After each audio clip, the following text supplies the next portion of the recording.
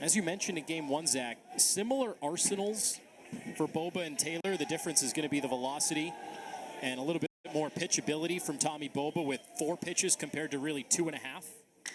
First pitch swinging again and just foul for Spikerman down the line. But at least based on the arsenal, fastball, changeup, slider, a little bit similar between the two. Definitely. Boba does also mix in that cutter a good amount. He throws that more than he throws his other fastball, that two-seam fastball. We saw that first pitch that he just pulled early. That was one of those cutters that he uses as his main fastball. Spikerman hitting .398, 3 home runs, 27 batted in. He's coming off a 1-for-5 game in the first game of the doubleheader. Had a triple to lead off the game. Drove in a run later. That's that changeup that's going to be crucial to these lefties and switch hitters littered through this OU lineup.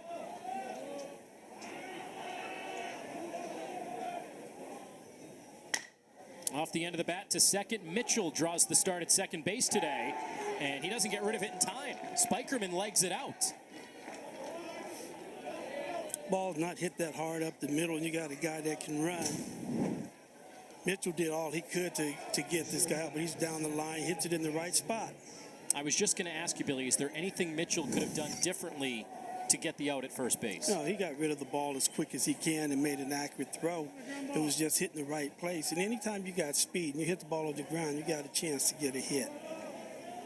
Well, Willits, after a good day, gets bumped up to the 2 spot. Trying to bunt his way on and bounces it foul. 2 for 5 with a run batted in game 1 for Jackson Willits, the freshman. Getting the average up to 257.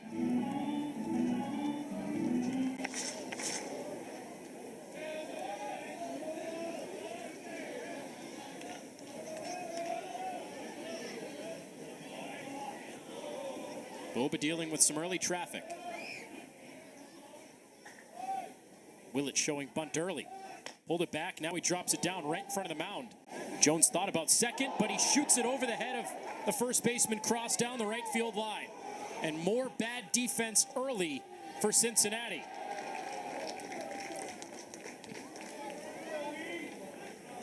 They committed 2 errors in game 1 and some mental miscues as well. Led to the 14-6 loss, and now an early error in game 2. You know, you can't do this here. You got to get it out. They're giving you an out. You got to make a good throw and get it out. That's how you fell behind last game, by making mistakes like they're making right now. It looked like he wanted to go to second. The ball was right in front of him. And then once he made that split-second decision not to go to second, that's when he lost sight of the throw to first. Yeah, regardless if you're going to second or you're going to first, you have to get an out in this situation. So now 2 in scoring position, nobody out in the first inning. Boba's already in trouble. And Easton Carmichael at the plate. If you didn't get a chance to tune into game 1, the Sooners scored 12 runs combined between the 6th and 7th innings. A lot of it because of miscues for Cincinnati. A lot of it because of this guy as well. They have the runner tied up third and first, and a bobble at third by Cross. And Spikerman scores. They had him dead to rights, and Cincinnati cannot get out of their own way. 1-0 Oklahoma. Ball hit right back to the pitcher. Running from third breaks. They throw it over there. We drop the ball. They're giving them just runs right there. The Bearcats got to get better defensively. I mean, Zach, Boba did everything right? He did a really good job. He was, excuse me, looking the runner back to third, and he was taken off, so he got rid of the ball. They got him in the rundown. 2 errors in the first 3 batters. 4 errors overall today. And you factor in the box and just the mental lapses that Cincinnati had in game 1, they have been sloppy, to say the least. And this is too good of an Oklahoma lineup to make this many mistakes. Anytime you're dealing with a team like Oklahoma, they make you pay for the mistakes you make. And now Snyder.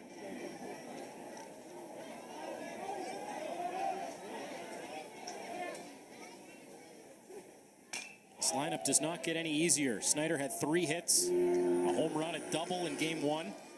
That double, his 21st of the year. Came in top 20 in the nation in 2 baggers.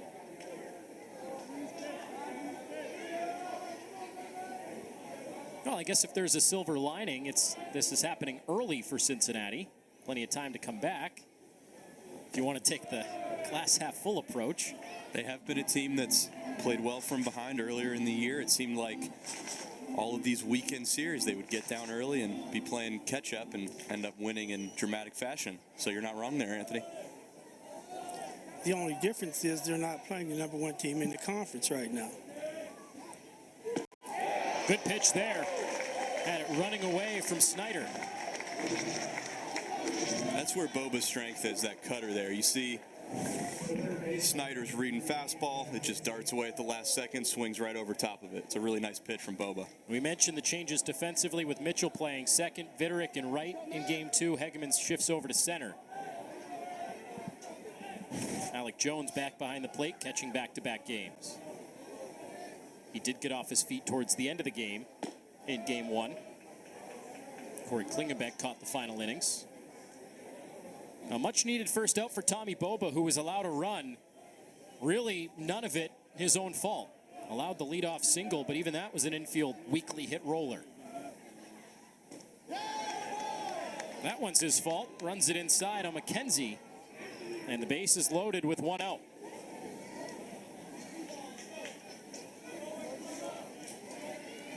You know, with everything that's going on right now, they've already scored a run. They got 1 hit. He gets a good ground ball right here, get a double play, and you're out of the inning.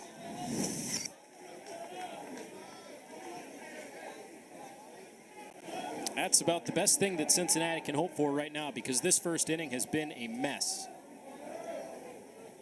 No other way to put it. Fouled off by Nicholas. First 3 batters of the game, you're down 1-0 on 2 errors. That's tough for the pitcher, too, because then the pitcher's going to start trying to think that he has to be too perfect and strike everybody out and not let the defense work. That's probably why he yanked that cutter and had that hit batter on McKenzie. What do you do when you're the pitcher in the second game of a doubleheader? What is your day like? If you're on the road, you probably wouldn't even be here until late in that first game. Obviously, it's a home game, so Boba, I would imagine, it's probably up to him. If he wants to hang out in the dugout, he can. If he wants to sit in the locker room, he can. Really, as a starter, he's just trying to conserve his energy. That's what Skip Johnson told Kyson Witherspoon, the starter for Oklahoma. He said, hey, you're not even leaving the hotel. Just stay and sleep till 2 o'clock, whatever it is, and show up for the second game. Think the bus picked him up, or do you have to take an Uber by himself? I'm not totally sure. From my experience, my sophomore year when I was starting, we would play doubles in the American that year. It was the year after COVID, so we played only conference games. We would play 4 games in conference, and I would pitch the second game on Friday. So I would stay at the hotel, and then our director of ops would usually just come pick me up in a rented car and bring me to the field. 2-2. From a position player perspective, Billy, obviously you played in some doubleheaders. What do you do in between games, and how do you keep yourself fresh for the second one? Actually, you go in and get you something to eat real quick. Then you go into the trainer's room if you need to get something rubbed out. Get yourself ready. Go watch some video of the next pitcher you faced in that day and get yourself mentally prepared for the game. Sounds very similar to us. Get something to eat, watch some film, get ready for the next game. We didn't get any sort of medical treatment, though. That's the only difference. That's why you're such a natural up here, Billy. It was a good transition. Yes, it was.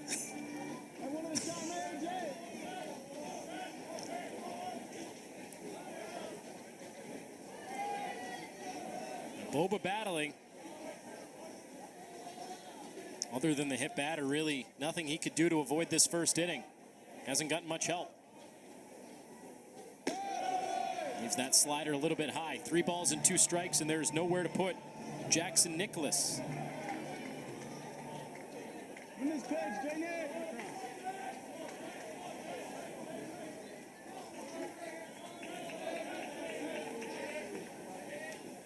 Payoff pitch. Really good at bat from Nicholas, and we saw this a lot in the late innings from Oklahoma. You can talk about the defensive miscues and lack of concentration for Cincinnati, but the hit still came for Oklahoma, and it was because of some really long, good at bats that they pounded out as many hits as they did in game one. 15 of them, 16, excuse me. 3-2 again, and again fouled off. That's the thing about working in a bat like this. Typically, the pitcher's going to give in eventually. If you're a hitter and you're just up on the plate just trying to fight him away, the pitcher's either going to walk you or he's going to leave it over the heart of the plate. It's very rare that you get a pitcher, especially at the college level, that's going to continue to pound the zone and beat you eventually. And especially a guy like Boba, who's not going to blow you away with 95. He's just throwing cutters, sliders. Hitters are just going to try to keep fouling him off and get him out of the game early. Already the 23rd pitch, and it's through the wickets. It's ball 4 anyway, so a run would score. So 2-0 Sooners. And still threatening.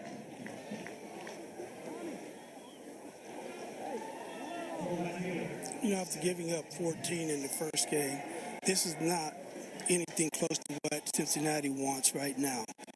Regardless of how many times they come back, you're playing the #1 team in your conference right now. It's bases loaded and 1 out, and you're already down 2-0. And we came into this doubleheader to, talking about the importance of this series for both teams. For Oklahoma, they've already secured the #1 seed. They can't move up. They can't move down for the Big 12 tournament. So they're just focused on cementing their case to host a regional. That's their main concern. For Cincinnati, #1, they're looking at an at-large potentially into the NCAA tournament. So you need to pick up as many good wins down the stretch as possible to solidify that case. #2, Cincinnati coming into the weekend mathematically still had a chance to be as high as second in the Big 12 standings. Now with the loss, that doesn't seem as likely now, but both teams have something to play for. And Cincinnati has not gotten off to a good start. Oklahoma has certainly taken advantage. Bases loaded. Pettis is showing bunts just as a distraction.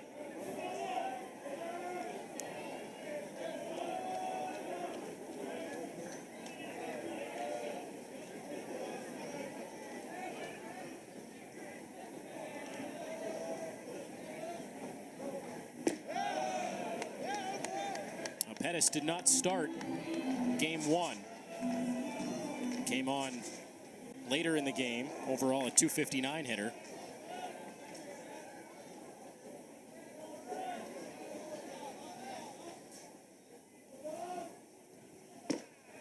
These represent some big wins for a Cincinnati ball club that has NCAA tournament aspirations, but they are shooting themselves in the foot early.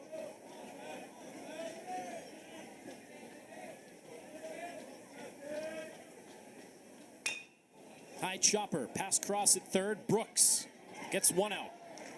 That's all they'll get. Nice job on that short hop, Billy, there. That could have been a tough play as well. Yes, it was. Thank God they just got it out. They did what they have to do to make sure you get it out because Pettis running down to first base. He was flying. It was going to be tough to try and turn a double play anyway.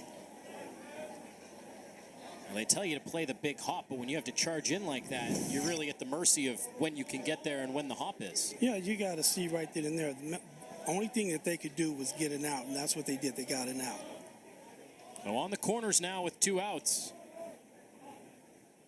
And inside, it forces Walk to back out of the way. You know, Oklahoma's going to try to get this 4th run, so it wouldn't be surprising to me if Pettis tries to steal right here and get a throw from the catcher to second base.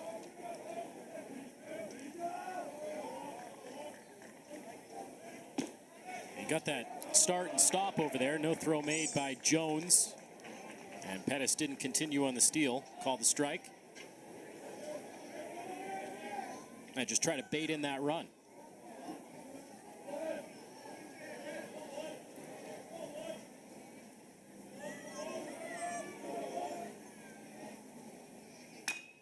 Half-hearted swing, and it's going to work out.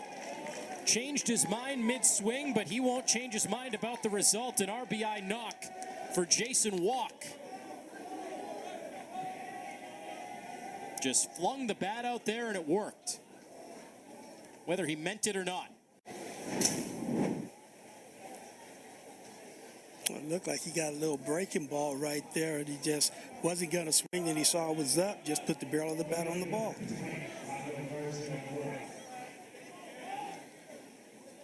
If you're Tommy Boba, you're just thinking to yourself out there, of course, when something like that happens. If the air's behind him, you may.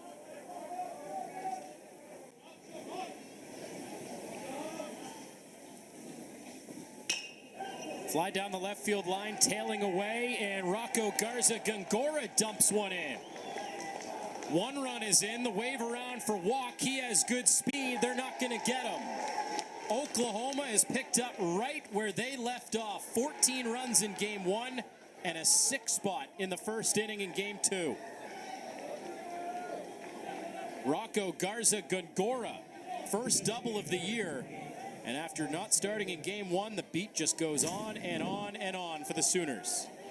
He just got a fastball over the plate, inside out it, right down the line, scores a couple. All of this before Cincinnati even takes a hack at the plate.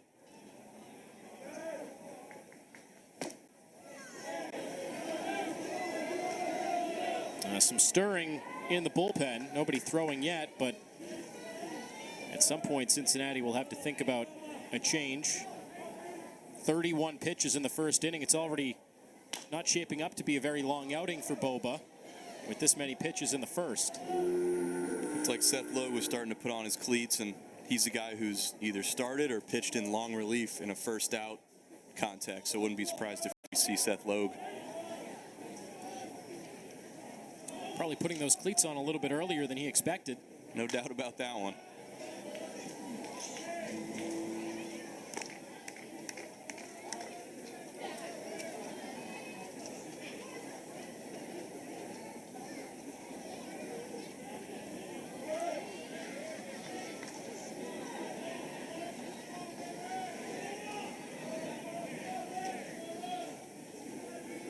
One-two to Spikerman. If you recognize the name, it's because he already batted this inning. Oklahoma has sent 10 to the plate.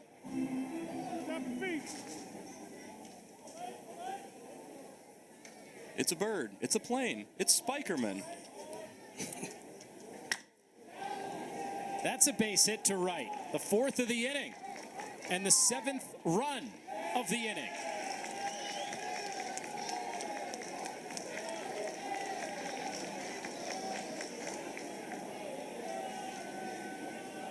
Unbelievable.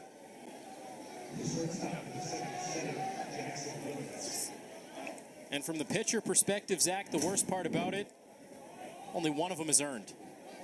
Unbelievable. It's been that kind of day for the Bearcats, but as we saw towards the end of game one, this Bearcats team can hit. They are really never out of it. But it must be so deflating, Billy, from an offensive perspective. Whether it's your pitcher's fault or whoever's fault it is, I mean, you look up at the scoreboard, you haven't even batted yet. You're down 7-0.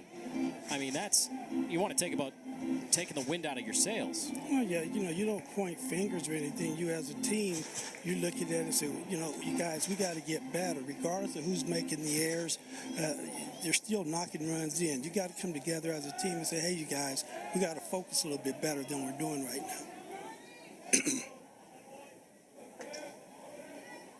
You did tell us a story before the game, because you brought it up, I believe, because you were talking to Skip Johnson about Todd Harmon, who overlapped with Oklahoma's head coach a while back. Didn't you say that when you were playing Double-A, you scored 13 in the first inning, and then the Mets Double-A team scored 14 the next inning? Yeah, we set a Texas League record in the first inning, scoring 13 runs. They broke it the very next inning and scored 14. So it is possible. Anything is possible in the game of baseball. 7-0 Oklahoma after the top of the... We want to talk about run support. Kyson Witherspoon, before even throwing a pitch, is going to be thankful for run support, but this guy hasn't needed very much this year. He's been really, really good. 3.88 ERA. He's having a heck of a year. He's got some electric stuff, and it's going to be interesting to see how he responds.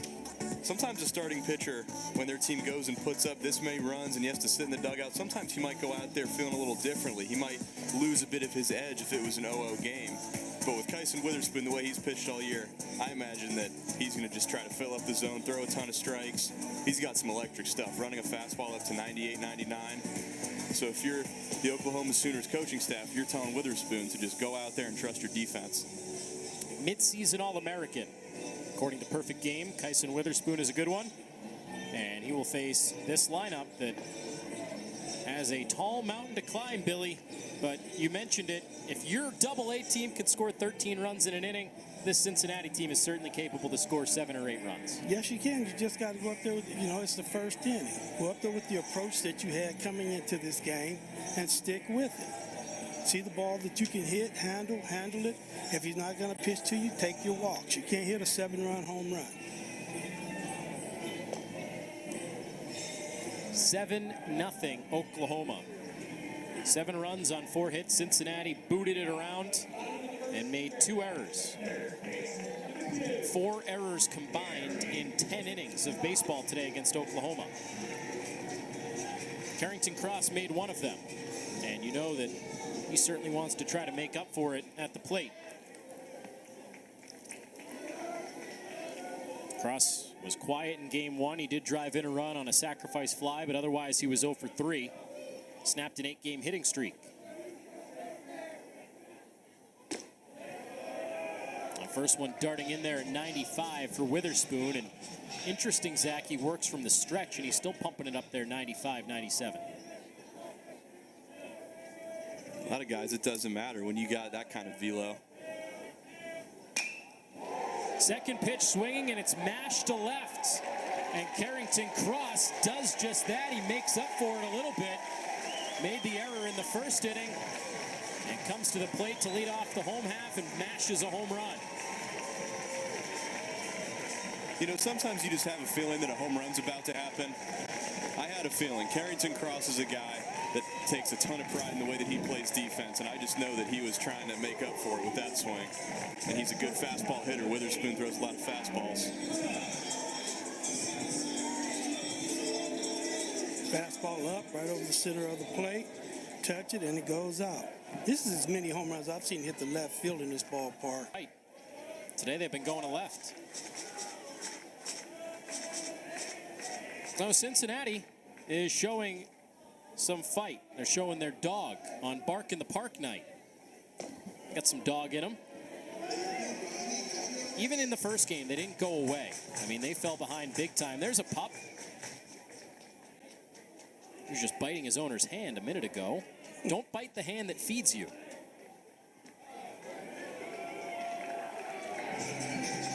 Billy loves pets.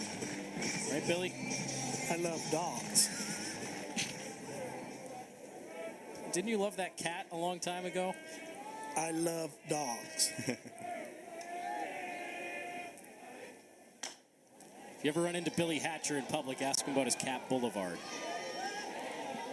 Make sure you have a few minutes. 2-2 on Loudon Brooks. Crowd has settled in nicely. They had to wait around a little bit longer for game 2. After a very long game 1. Featured 20 runs scored, more than 20 hits.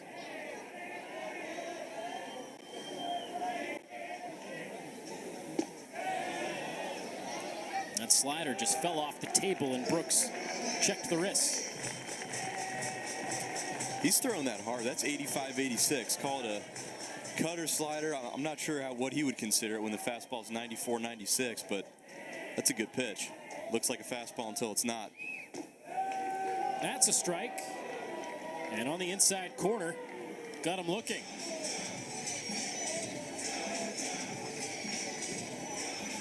Nice bounce back for Witherspoon. You never want to give up a leadoff home run, but striking out the next guy is the best thing you can do. It looks like, Zach, just based on that replay, it had some depth to it. I think it's more slider than it is cutter. Because you would think with a normal fastball, if you're throwing that 95, 96, that a cutter would be 88, 89. You're probably right.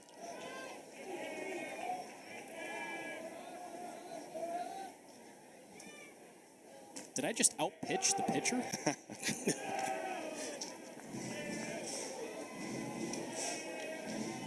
That's the thing, too. Different pitchers call their pitches different things than what, the baseball savant StatCast might categorize it as. Like the new splinker that guys are throwing nowadays. Yeah, they just keep making up different pitch names. Billy was making up names for things in the first game. Leave Billy out of this. Off the hands into the shift. Backhanded by Nicholas. Has to get rid of it, and he does. Now Nicholas takes care of the second out in the first inning defensively. Some changes for Oklahoma for game 2. Pettis is in left. Garza Gongora in right. And Carmichael behind the plate.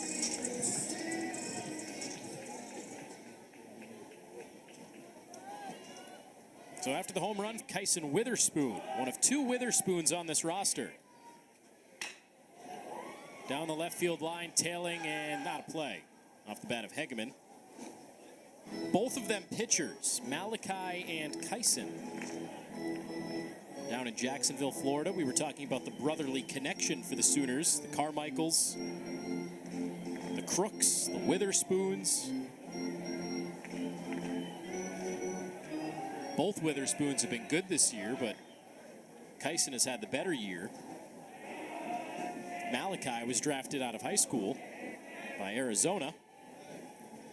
A couple of good arms. And they're twins.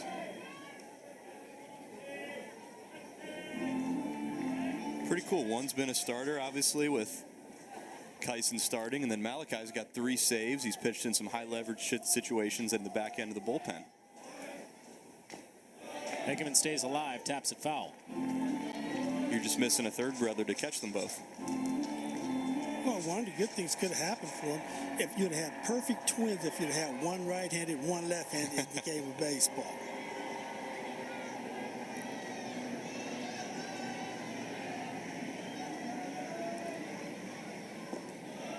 It's like the Rogers twins in the MLB, Tyler and Taylor, I believe. Yeah, both play for San Francisco. Yeah, one drags his knuckles on the ground when he throws. I think Tyler, it's the submariner, and then Yep. Taylor's the lefty. Yep.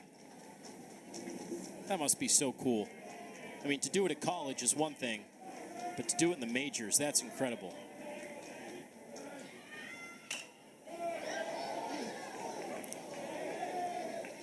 Play with any brothers, Billy? Yes, I have a younger brother. Played with him in college. We played on different teams. The only difference between us, I was a 5th-round draft pick, and he was a 1st-round draft pick, so he got a little bit more money than I did. Did you play with, I know you wouldn't have played with the Suns, but either Ken or Cecil Fielder? Did you play with either of those guys? I played against them. Yeah. Yes, I played against both of them. Then I coached against the Sun when he was in Milwaukee. Those are 2 of the more notable. The Tatises as well. That's father-son, not brothers, but similar dynamic there. You got the Ripkins. Oh, yeah, the Ripkins. Contreras in the major leagues right now. The Molinas, I think there were 3 at one point. Yeah. Yadier, Benji, Jose, yeah. Well, that is 96 dotted on the black. That is a fantastic pitch. Freezes Josh Hegeman. Oh, the home run. Skip decided to skip out on us in that dugout. Hiding amongst his players in there. Tommy Boba back on the mound for the second inning. Threw more than 35 pitches in that first, but second game of a doubleheader with still another game to go in this series. You can't really afford to get into the bullpen this early. Not to mention, I misspoke earlier. I thought one of the runs was earned. Actually, none of the runs in the first inning were earned for Tommy Boba. So as bad as it looks, it really wasn't his fault. He was far from perfect by any means, but no earned runs for Boba in that first inning. That's a lot of high-stress pitches. He was at 38, 39 pitches coming out to start that second inning. And those 38 in one inning, that's not the same as 38 over a couple innings comfortably. Those were high-leverage, high-stress pitches. And this is a guy you talked about it, Zach. He was cruising his last few starts. 2 earned runs or fewer each of his last 4 starts. On the ground to third, Cross scoops that up. Almost a high throw again, but Cross stays on the bag. As a fielder, Billy, do you just start to think about it a little bit more now? Well, yes, you do. When you start making errors, you start thinking about it. And what do you say? You say to yourself, I don't want the ball hit at me. That's a negative thought. So when you have negative thoughts in the game of baseball, negative things are going to happen.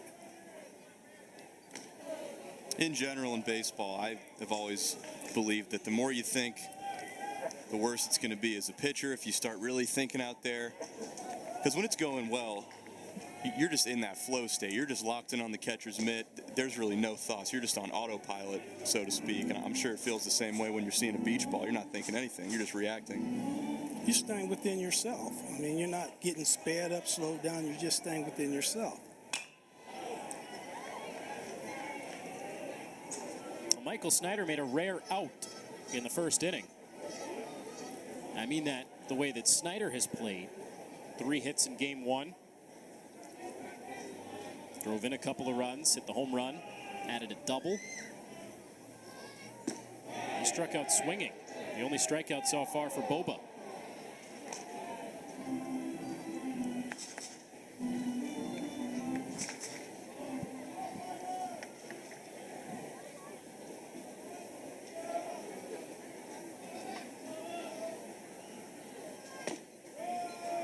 The outfield playing Snyder to hit the other way a little bit. Hegeman in center is a step or 2 towards the right field gap, respecting that opposite field power of Snyder, even though the home run went to left field. Well, he won't be swinging the bat anyway. Ball 4, 5-pitch walk. Second free pass given up by Boba. I mean, this is the second time they're facing Boba right now in this game, but you can already see some of the adjustments that Oklahoma has made. And, you know, they saw that cutter going away. They were swinging at the ball out of the zone. Now they're bringing him back into the zone. You keep making adjustments, you're gonna be a pretty good team. Chopper to short. Brooks takes it himself. There's 1. Strong throw. There's 2. Anthony McKenzie bounces into the 6-3 double play. And Boba faces the minimum in inning number 2. Jordan Bischel came into the series trying to downplay the hype a little bit. He said it's no-lose situation. We're either going to compete with the Big 12's best team, put ourselves in a situation to make an NCAA tournament, or we're going to realize, hey, we're not quite there yet. We don't stack up against an Oklahoma caliber team. We had a good season. It is what it is. But I don't think he wanted his team to be playing the way that they've played through the first 10.5 innings. 4 errors, some productive at-bats, but for the most part, didn't really hit the ball very well in that first game. And I'm sure it's been a little bit of a disappointment, especially considering the expectations coming into this series. No doubt about that. I really took him saying that more as just saying, not that, hey, you know, we're going to be okay if we lose and pack it up for the season. More just there's a lot of hype going on, and whether or not they get that at large or, you know, regardless, they're in the Big 12 tournament. So I just think the way that he meant it was understanding that they're a good team. They've surpassed expectations already, and regardless how this season goes, they're going to keep fighting down the stretch. Or how this series goes, I should say. I think it was a realistic way to put it, right? Because, you know, understanding that, you know, last series of the regular season, you're fighting for an at-large bid, but the schedule did you no favors having to play the Big 12's best team. The fact of the matter is Cincinnati's been a surprise team in the Big 12 this year. For a lot of people, they have exceeded expectations. It's already been a very, very good season, no question about that. Mitchell lines it up the middle and a base hit. Boy, he's had a good day. Had 2 hits in game 1 and starts 1 for 1 in game 2. Now, we mentioned how good of a season it's been for Cincinnati, a 30-22 record coming into the game today. And they are chasing that 2019 team, the last time that the Bearcats reached 30 wins. Overall, the record is 2008 with 39 wins. But a chance with a few more wins down the stretch, including the Big 12 tournament, to creep up there among the program's all-time best teams.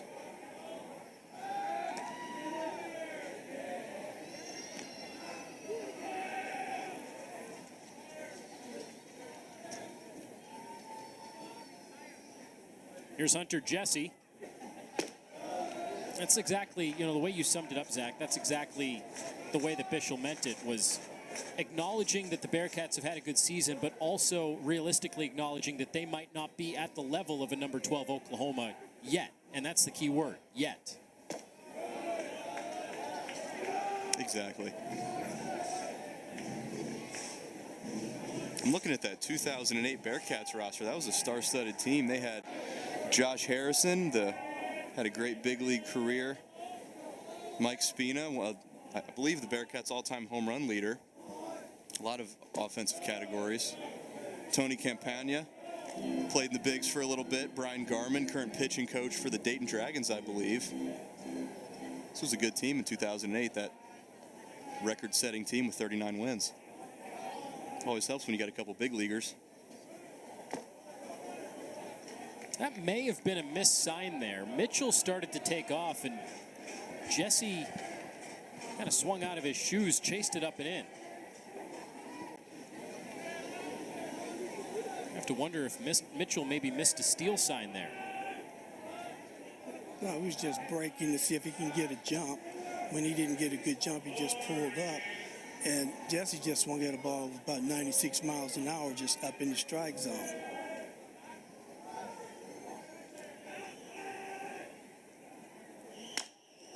Hooks that one foul.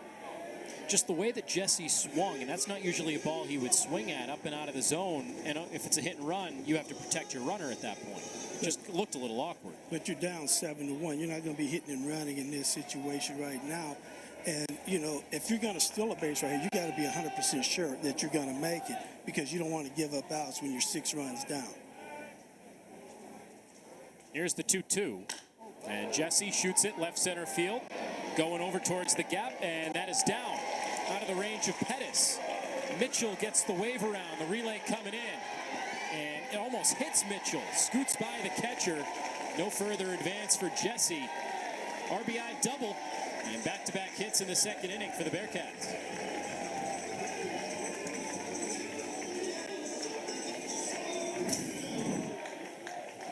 We've talked about it. These Bearcats hitters have really not shown much issue hitting good velocity this year. They're doing a good job turning around 95, 96 mile an hour fastballs here.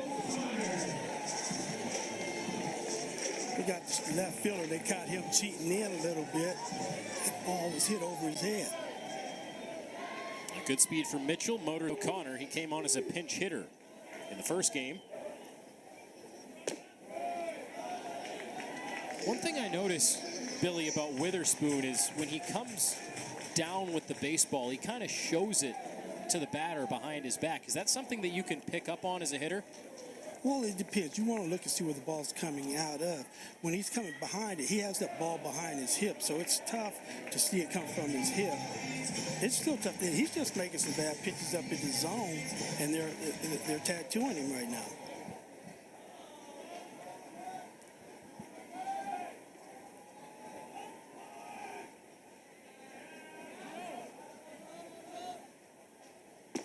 Because a lot of times, even if a guy shows it to you just briefly and you can catch a grip on the baseball, it might tip what kind of pitch it is, right? And the way that he showed it down a little bit, but you're right, it seems like it's more behind that hip than it is truly behind his back. Yeah, but sometimes pitchers do. They hold the ball, and you can see it, so you know what pitch you're going to be throwing. They hold a fastball a certain way and breaking balls another. So you see them hold it a different way, gives you an advantage as a hitter. O'Connor pops out there. Willits into the outfield to make the grab.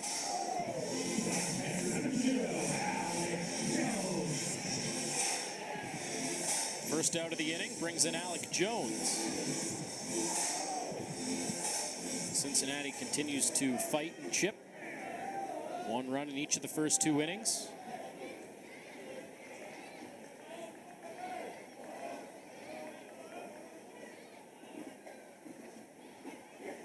Witherspoon wants to go through the signs again with Easton Carmichael.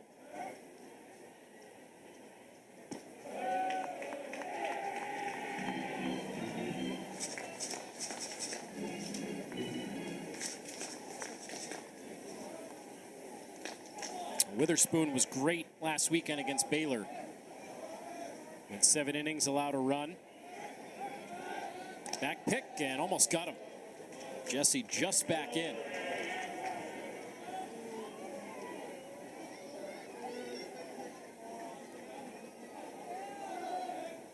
Jesse the double, his 7th of the year to get Cincinnati another run in.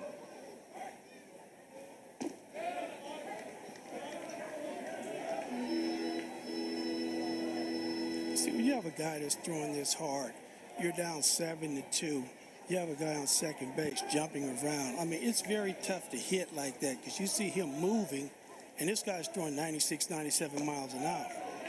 You mentioned that a lot, and it's something that I thought of earlier. Oklahoma hasn't been doing that. And it seems like that's a Cincinnati type thing, and not a lot of other teams do that. Yeah, you know, because they're aggressive stealing third base, but when you're down 7-2, you're doing all this jumping around and stuff. It affects your hitter. Your hitter's you're trying to extend the inning. You're trying to get people on base. With you jumping around, it's tough to see 97 and here you are jumping. It's tough to hit that way. I mean, you can still be aggressive without doing tap dances at second base, right? Exactly. Not like that's a prerequisite.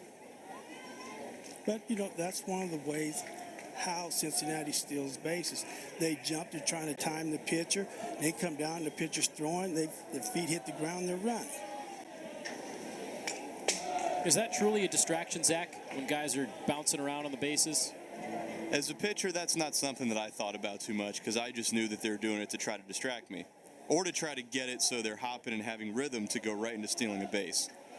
But that definitely gives you a leg up because if you just run a timing play with the catcher just flashes his mitt, you turn around, and you get him when he's in between the hop.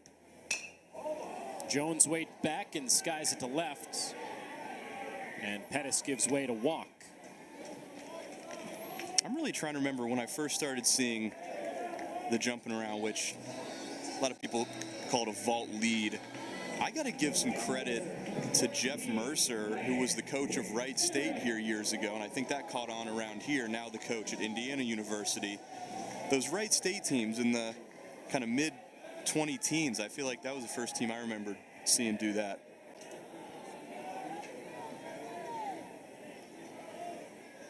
You might see Jesse do it a little bit bottom of the screen there. He didn't do it that time, just the normal secondary lead, but Cincinnati, a very aggressive base-stealing team. They are top 20 in the nation at stolen bases, and they'll do a lot of movement out there. Viderick batting.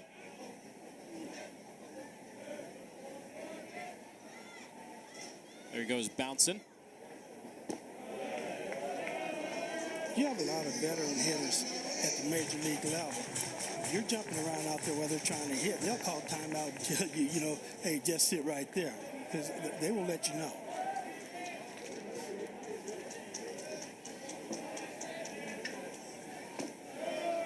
Good slider there from Witherspoon. For whatever reason, Billy, when you said that, the player that I imagined doing that is a Triple Crown winning Miguel Cabrera, just going, hey, quit that, and then just lacing a single back up the middle. Oh, yeah, any of the guys that get paid to drive in runs, they're going to tell you they want it quiet. Popped up out of play. I mean, they'll let you know you're already in scoring position. You're supposed to be able to run. Let me drive you in. Yeah, I think that's the biggest thing. It's one thing to be doing it at first base if you're trying to get a good jump. It's another thing. I mean, you're already in scoring position, like you said. Well, at first base, you're not in the hitter's vision. At second base, you are.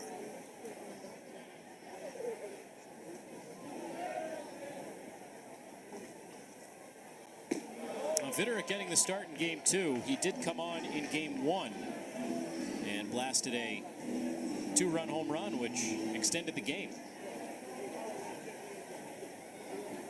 Cincinnati was facing a run rule situation, but Viderick kept the game alive.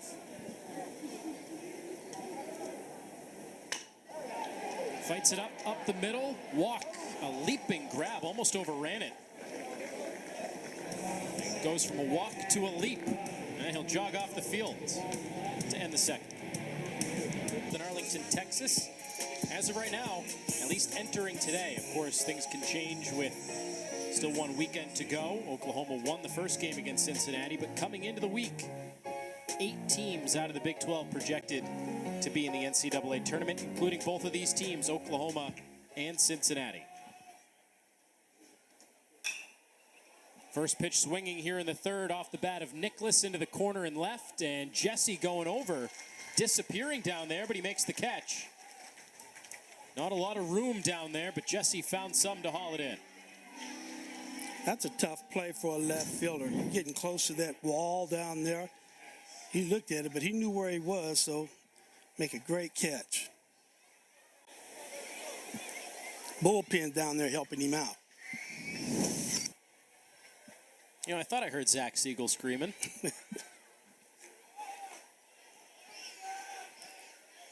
His mouth was probably full of an Uncrustable down there. I was going to say, if it's me down there in that bullpen, I'm probably worried about throwing some weighted balls or eating a snack, or other guys are hammering their energy drinks. Not sure if they were ready to help him out there. You got room, you got room. Yeah, exactly. You try to get the peanut butter out of your mouth. Here's Pettis. 1 ball and 2 strikes on Kendall Pettis, who reached on a fielder's choice, brought in a run in the first inning. Oklahoma sent 11 to the plate in the first inning. Resulted in 7 runs. Popped up behind first base. Going to be a tough play for everybody. Vitterick coming in from right, and he makes a good catch. Another one right in front of the brick wall. That's a little bit easier than the one left fielder had. He's coming in, the ball's up, he's coming in, he's not running sideways, so he has an idea where the wall is. Different degrees of difficulty there. Certainly more difficult catch in left field for Jesse, but at least he had a padded bullpen to deal with compared to a brick wall for Vitterick. Both good plays nonetheless. Here's Walk, who made a good play to end the bottom of the second.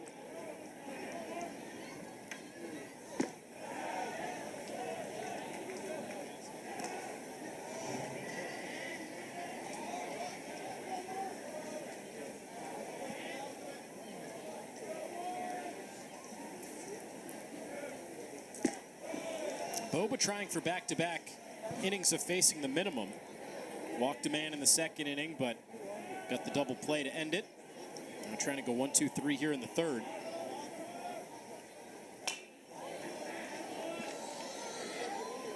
Again, was he perfect in the first inning? No, but 7 runs, none of them earned. Scoreline looks different than the actual story of this game.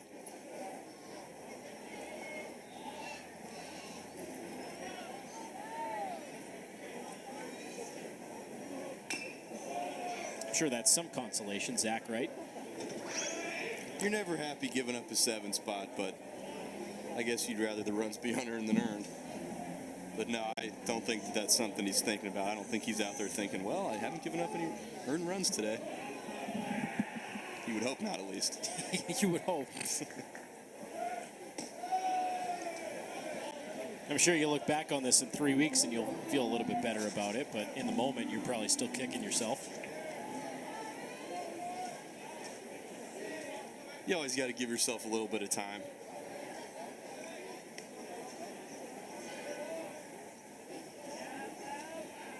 Three-two pitch. And hooks it, 1 hop. Nice play on the backhand cross, and he'll use Boba. It's a 1, 2, 3 third inning. The right-hander has settled in well since the tough first. Group of dark clouds. Supposed to be rainy the next couple of days. Final game of this series to be determined. As of right now, it could be tomorrow at 5. It could be tomorrow after, or excuse me, Saturday afternoon. Whenever there's an opening to get the final game in.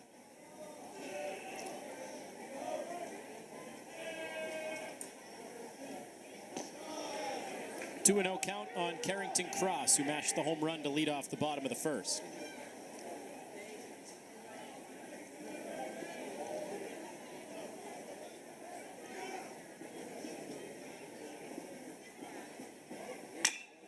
Gets into this one as well. Deep shot left center at the wall. That baby's gone.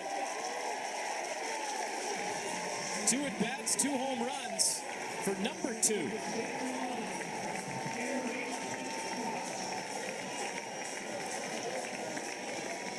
Fell behind in the count, 2 balls, no strikes. Looking for that fastball. He gets him another one. And he just barreled this ball. He went 2-0, throwing him 2 sliders because he didn't want to give him that fastball. But you get behind 2-0, you got to come to him with a fastball. And Carrington Cross having deja vu.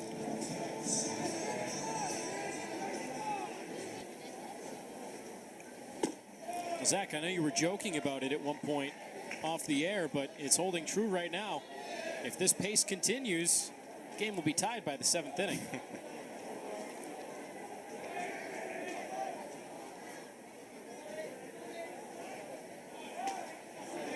Brooks did offer at that. Down 0-2. Oklahoma scored 7 runs in the first inning. The Bearcats have scored exactly 1 in each of the first 3 innings in their at-bats. Boba has not allowed a run since the first inning.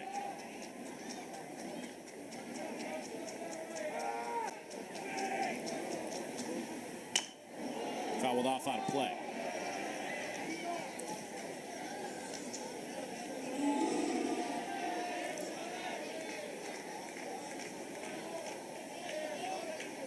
Witherspoon had only allowed 7 home runs in 65 innings entering the game.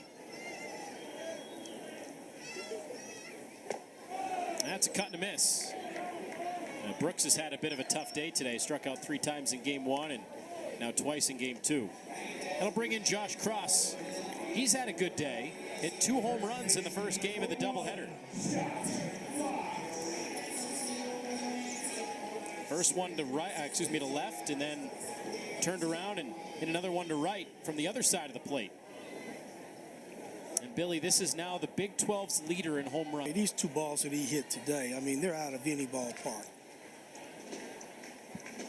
He has surpassed Jalen Flores and Max Bellew at Texas, who had 17.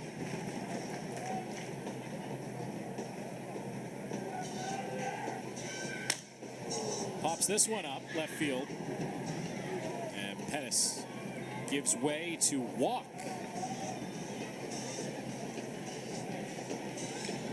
To go a long way. I wonder if Pettis lost that. They're the home run leaders. Cross, Flores, Bellew, Arboleda, Bench, and Schubert. I have to wonder if over the last couple of days Josh Cross went down to get some ribeye steaks down in Austin. Hey, the way those boys at Texas swinging and hitting home runs, he might have had one of his friends mail him some.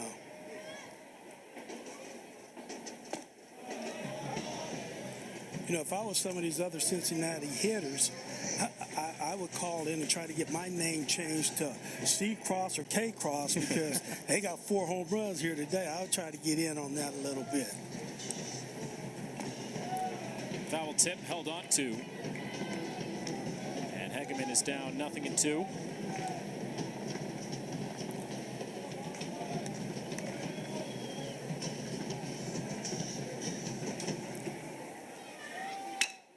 Shoots it up the middle. Walk. Stays right where he is to make the final out. Now Cincinnati continues to chip away. Exactly 1 run in each of the first 3 innings. Homa is off to the SEC next year, and they're leaving the Big 12 with a bang. First ever Big 12 regular season title. Most sweeps in Big 12 history for their program. 6 of them this year. Best start since 2018, 6-0. And now 22 Big 12 wins. That is the most in a single conference season. They had 21 when the Big 8 was around a number of years ago. And now 22 here in 2024 to set the program record for single season conference wins. I'll tell you, that SEC, it's already very good. LSU, Florida, Vanderbilt, Arkansas, just to name a few. And you're adding Texas and Oklahoma. Wouldn't want to be a pitcher in the SEC. Or I wouldn't want to be a hitter, depending on the perspective you're looking at it from. He's just going out there, you're playing good baseball. That's all you want as a player. You just want to play against good teams. You got good teams in the Big 12. You got good teams all over. You want to compete. That's what it's about, competing. Kentucky's climbed up the rankings as well, led in part by former Bearcats first baseman Brian Nicholson, having a season very similar to Josh Cross. Last I checked, I think they were number 2. Yeah, I believe so. Only behind Tennessee. That shot up the middle.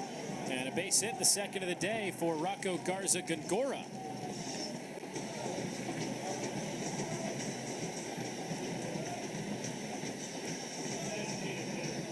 Well, that's how you know you got a good team. When you get a guy coming into this game batting 9th, only had 40-some at-bats, hitting a .167, still comes in with 2 hits in his first 2 at-bats. This is just a very deep team.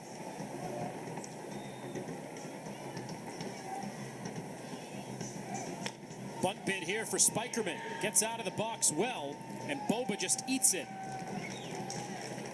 Spikerman has really shown that speed today. Legged out an infield hit in the first inning, and now a bunt single here in the 4th. I mean, that was a perfect bunt. The catcher couldn't get to it. The pitcher, he comes in to try to get it, but he was late getting there. That was just a well-placed bunt.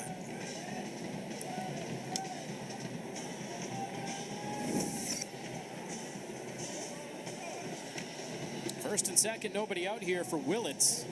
You might be getting a bunt right here, too. They're trying to add on.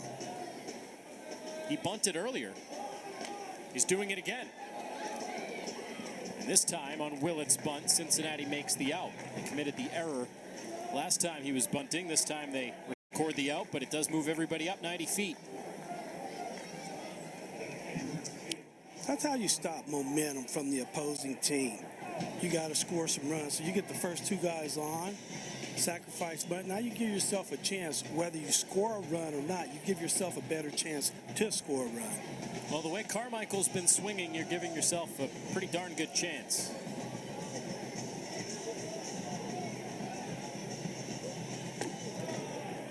By the way, if you're hearing an absurd amount of drumming, there is a high school graduation near the Cincinnati campus. That is the surplus of people beyond the right field line. Chopper over to third. Only play is to first, and Cross makes it. Well, now the band can cheer for an Oklahoma run. They're 8th, and it makes it an 8-3 ball game. That is the difference with the location of UC Baseball Stadium. Most college campuses, the baseball field is kind of stuck in some random corner. Not here. You are right in the middle of campus. Always things going on beyond the outfield fences. You know, at first I thought they were playing the band because we were here. And they said, oh, the A team is around. It's for you and your big league hair.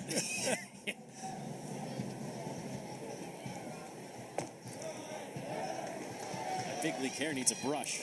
There we are. Billy, can I borrow a brush? Oh, wait, sorry. Well, I can give you a shine rag.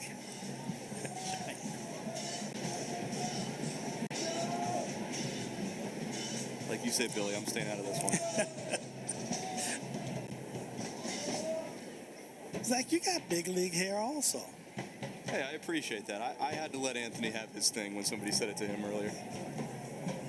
He shook my hand. Oh.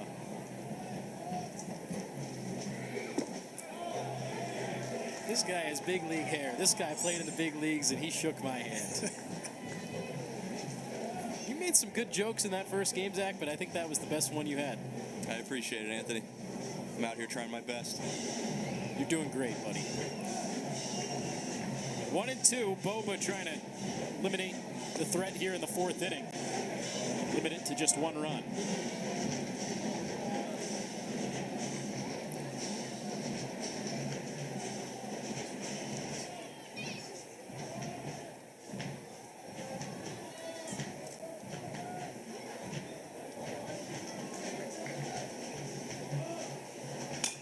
Off the end of the bat, popped up out of play. Snyder stays alive.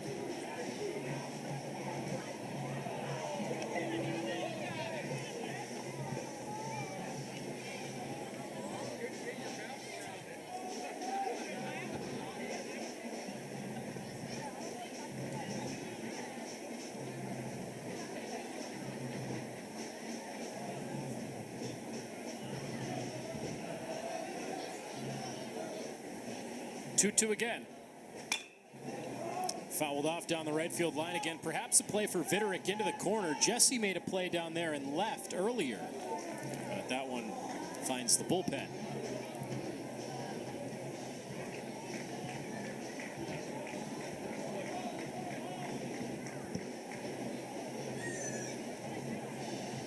Zach, did you ever play with anything comparable to a marching band in the background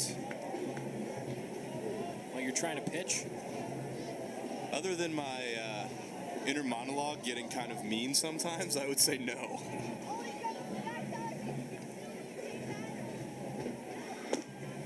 I tell you what, don't go to Japan and play baseball because they're beating the drums for 9 innings or as long as the game's going on. I mean, it's the whole game. You're hearing these drums and singing and everything going out for 9 innings. I imagine in the Caribbean it would be the same way as well. They like the drums and such. Fought off, bop up behind first base, cross running to the wall, and nobody has a play. Mitchell slid just to stop himself. Well, over in the Latin countries, you get the drums and all that. It's always in between innings. So after the inning's over, they're hitting the drums, people dancing and everything, but it's between innings. Japan, it's all throughout. It's throughout the whole game.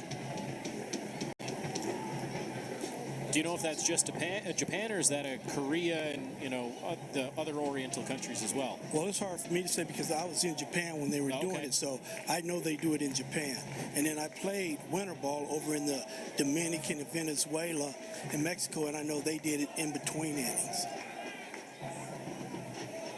3-2. Hooked on the ground to short. Brooks, couple steps to his right. And a good stretch by Cross. Gets the runner down the line. Snyder retired. But Oklahoma gets a run back. Fielder's choice ground out for Carmichael. 8-3 Sooners. Entered the weekend as the number 5 team in the conference, setting themselves up with Kansas State. Wildcats won that series the beginning part of conference play. Oklahoma has wrapped up the outright Big 12 championship, so they have the bye into the second round, and currently Oklahoma down 8-3, bottom 4. Anthony Mazzini, Billy Hatcher, Zach Siegel, our great ESPN crew, bringing you all 18 innings today. Oklahoma won 14-6 earlier. I mentioned in the top of the 4th inning that the Big 12 will be losing Texas and Oklahoma, and that is a big loss, no question about it. 2 of the top teams in the conference, but this conference is going to be fine. Some really good teams coming in, and still a strong conference even without Texas and Oklahoma. That's bounced up the middle. Spinning throw, it's short and just late. Great play by Willits. Good throw, but just a step too late. Well, that was an outstanding play by the shortstop to just make this play as close as it is. I mean, that was unbelievable. Bang, bang, just a little late. Willits made quite the effort. Sometimes you make a play that amazing, they give it to you if it's within a half a step. What a play.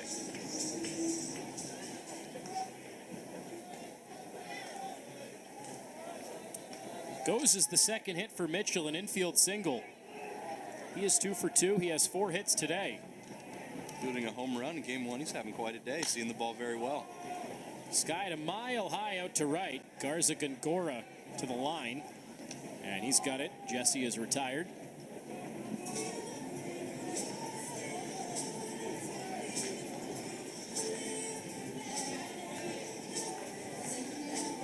That's one there, Billy. You almost feel for the guy that they didn't get the out. Oh, I mean, he just made an outstanding play. He could have just grabbed that and held it, but I didn't know the shortstop had an arm like that. I mean, he went back up the middle, caught the ball, spun, and just threw a seed to first base to make it close. Mitchell, he'll take it. Living up to the team-leading .340 batting average in Big 12 play. 4 more hits in a game and a half. Still at first for O'Connor. Good changeup from Witherspoon. Seems like he's mixed that in a little bit more, Zach, as this game has gone along, that changeup on the outside half to the lefties. He's thrown it a little bit to lefties exclusively the second time through the order. It's been still mostly fastball slider. Looking at the percentages before the game, it had a 60% slider, or sorry, 60% fastball, 35% slider, just 5% changeup. So the fact that he's starting to mix it in shows how good these Bearcats hitters are. It's almost Peyton Tolley-esque for TCU. I remember you talking about that with Tolley, the big lefty, how he's mostly a two-pitch kind of guy. If you're pitching in the Big 12 as a starter and getting deep into games with only 2 pitches, those are going to be 2 very good pitches. Which, by the way, speaking of Peyton Tolley, sending condolences to his family, lost his mother due to cancer recently. Saw that on TCU's Twitter page, sending the best to the Tolley family. That's the kind of thing that a team down the stretch could really rally around. You rally around your star pitcher and make a tournament run. Could be a cool storyline to watch. That's popped up and caught near third, right into the sun. But McKenzie made the play.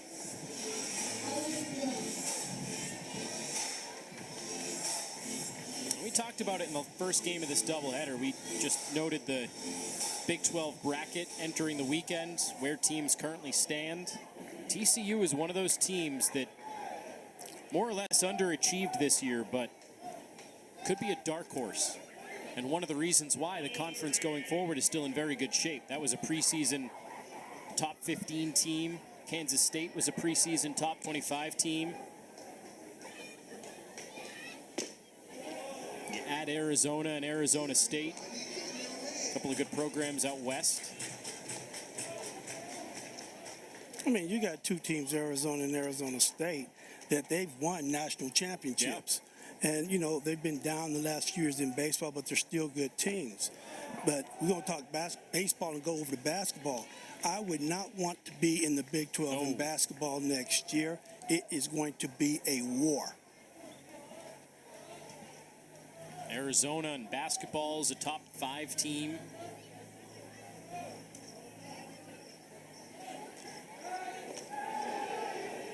Just back in time. It's another one of those bouncing leads over there that almost was to the detriment of Cincinnati. I can't believe they're not checking that one right there. That's a lot closer than what they think. They'll let it play out. Called strike to Alec Jones. Flew out to center his first at bat.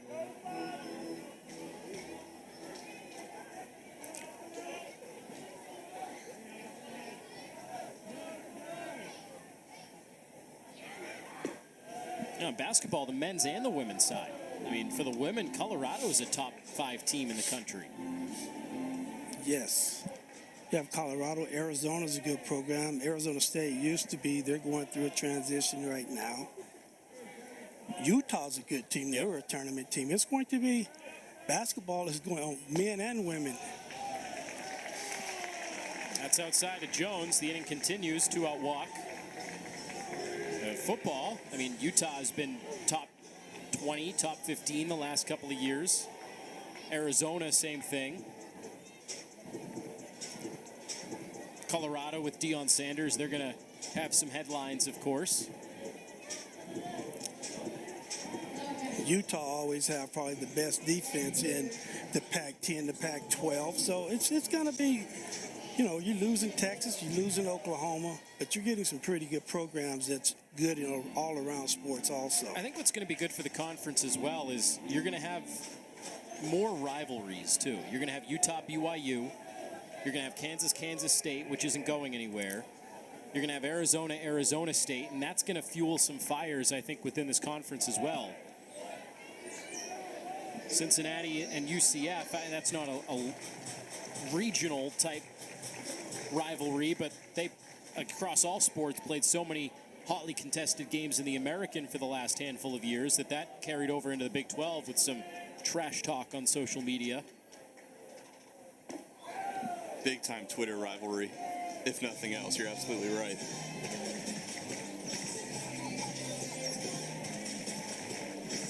The travel is just going to be nuts. Yeah. goodness. I can only imagine that plane ride from UCF to Utah or BYU or vice versa. On the ground, rolls off the mound and into center field. A base hit here for Vitterick. It'll score Mitchell. And Cincinnati putting up a picket fence on that scoreboard. Run in each of the first 4 innings. That's what you got to do. You just got to keep chipping away. Stay positive and keep chipping away. Use that ramp on the mound again. Tony Hawk. It picked up some speed after it hit the mound. Good piece of hitting right there. It's like he meant to do it that way. 4 runs in 4 innings. Back to the top of the order. Here's Carrington Cross. And here he is swinging again. Here he is with another hit. A wave around from third. Jones trying to score, and he will. Carrington Cross, 3 hits, 2 home runs, 3 batted in. It's a 3-run game.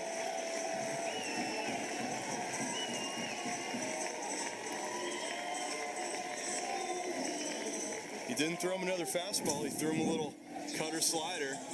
But Carrington Cross, he is seeing it well today. It doesn't matter if it's a fastball or a breaking ball. He's hitting it over 105 miles an hour. Zach, you mentioned earlier how much pride he takes defensively, and that error in the first inning, 1 of 2 for Cincinnati, resulted in 7 runs, and you could just tell through his first few at bats, he has come out with a vengeance.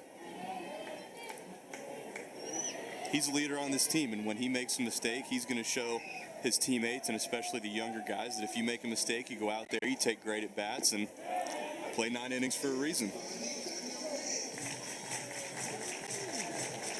So the lead is down to 3, the closest Cincinnati has had it at any point today.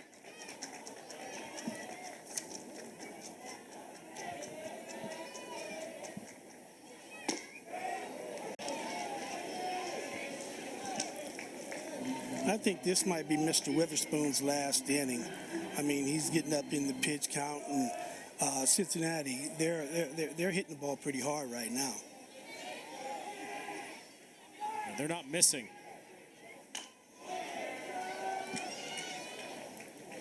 Witherspoon has not fooled them today. He hasn't thrown a fastball below 94. He's ran it up to 97 several times. The slider's been good, but he just pitches so aggressively. He's not afraid to leave pitches over the heart of the zone. He's basically just saying, here's 95, 96, beat me. And the Bearcats have 5 runs all earned.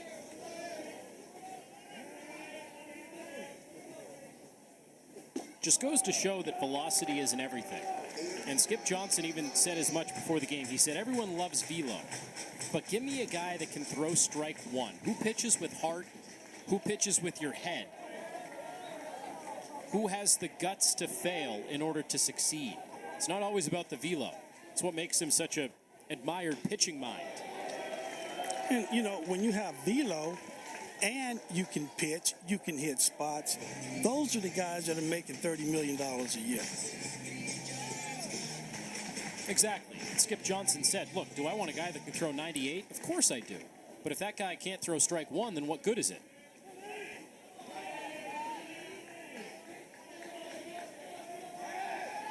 One-two and a spin off the mound. No throw is made either place. Witherspoon never threw it to the mound, but he also didn't have a place to throw it on the bases.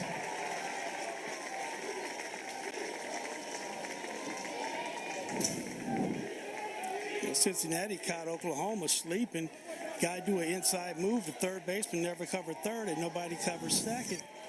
You don't see that very often. Still in 2 bases with not a throw. Witherspoon bears down and gets Brooks. Nasty slider down and away. So an exciting inning for the Bearcats ends with a strike, guys. Cincinnati came in a very good fielding team in the Big 12. 3rd fewest errors entering today. But between the 2 games, 2 in game 1, now 2 in game 2, they've committed 4 errors. And it has directly led to Oklahoma runs. But yet they're fighting. Within 3 runs and a new pitcher into the game, the day is done for Tommy Boba. who went 4 innings, and he was subjected to see that bad fielding behind him. Only 1 of the 8 runs allowed was earned, and now Seth Logue is in. Seth Logue's been a guy they've just counted on all year long, whether it's been in a starting capacity or a relief capacity. He's been consistent. He throws a lot of strikes. He's gotten hit around some, but he's also had some fantastic outings. Deals with McKenzie, Nicholas, and Pettis. Yeah, Logue was the starter on Friday night for the first handful of weeks of the year, and then he got blown up against St. Louis. 9 runs in a start against St. Louis. And that's when the Bearcats shifted some things around. They put Brendan Garula in as an opener and had Logue piggyback off of him, and that's when he had some of his best results of the year.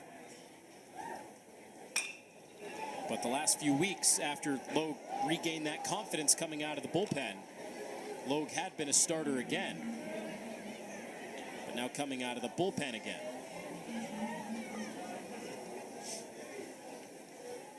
A guy like this, he's going to pitch really meaningful innings, and he's done a really nice job not having any sort of pride or ego as he strikes out the leadoff hitter with a really good changeup. Any sort of pride or ego with, I want to be a starter, I'm not happy about coming out of the bullpen. He's done what's been asked of him, and that's just been a really good thing to see from a senior. He replaces Boba, who went 4 innings today, gave up 6 hits, 8 runs, only 1 earned. Only struck out 1, but only walked 2. Currently on the hook for the loss by default. Here's Nicholas, he takes ball 1. Is it a tough role though, Zach, to bounce around starter, bullpen, never really have a defined role? It's definitely not easy, especially when, as a starter, you're able to get on more of a schedule. But competitors go out there and compete, regardless of what inning it is or what capacity. I'm sure it's one thing to be told, hey, we need you to make a spot start now and then, right?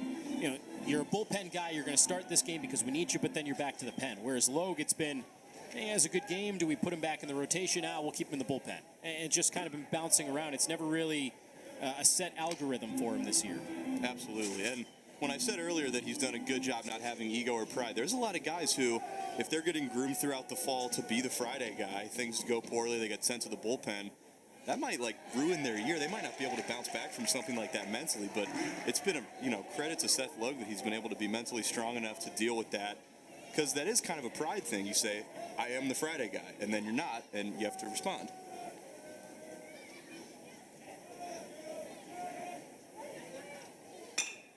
Nicholas shoots it to left. Jesse 1 step back and makes the grab.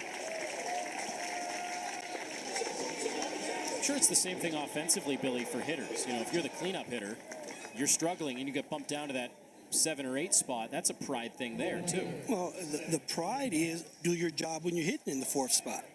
I mean, you can have all the pride when you don't want to be moved here. Do your job and you won't be moved. That's the bottom line. That's what it comes down to when you're an athlete. You have a job to do. You're there for a reason. When you're not doing it, you got to put somebody else in there. You got to give somebody else a chance. You just can't keep going with the same thing if it's not working. Don't like it, play better. That's the old adage. 1-1 here on Pettis.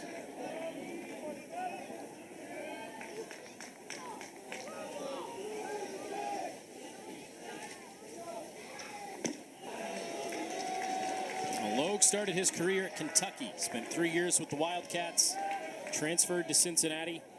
He is a local kid, played at Moeller High School in the Cincinnati area.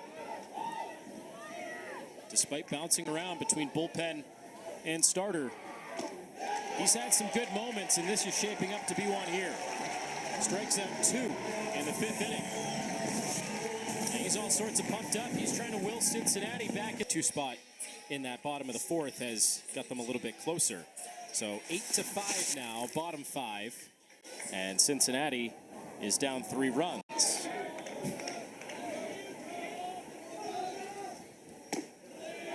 And we had to go no jacket there for that bottom of the 5th inning. I swear it's gotten warmer as the night has gone along. That sun was glaring right at us. I think it heated up the press box.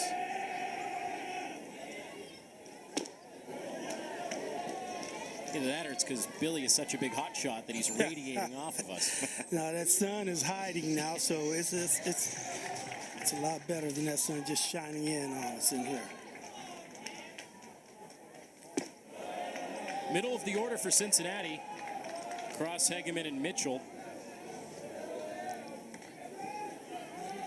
Where was it?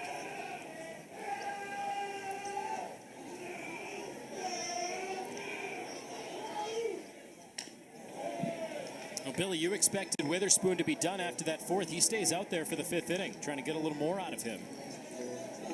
Yeah, that's showing me something. I mean, to me, it's like he's struggling. You know, they're still up 8-5. All you can do is go back out there. Coach don't take you out. He trusts you. You got to start trusting yourself. Got him looking. Rings up Josh Cross.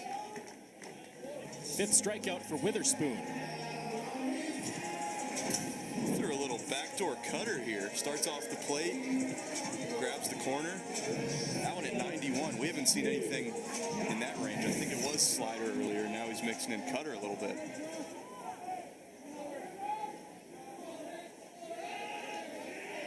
One up and one down here in the fifth inning. Well, something we talked about in game one as well. Because Cincinnati was able to extend that game, they forced Oklahoma to use 3 different relief pitchers down the stretch, 2 of which were more of their high leverage type arms. So you have to wonder if Skip Johnson is in that dugout saying, we need at least a little bit more out of Kyson Witherspoon in this game today.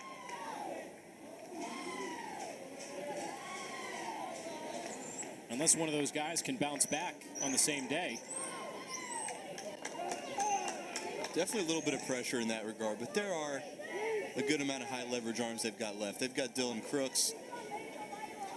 They've got Kyson's brother, Malachi Witherspoon. They've got a couple other high leverage arms with a lot of innings. Well, this might be a telltale sign that the end is nearing for Witherspoon. There is action. Lefty getting loose in the pen. It's Carter Campbell. One of the top used arms over the course of program history for Oklahoma. Comes in 3rd in total appearances. It's especially impressive considering he started at the junior college level before coming to Oklahoma.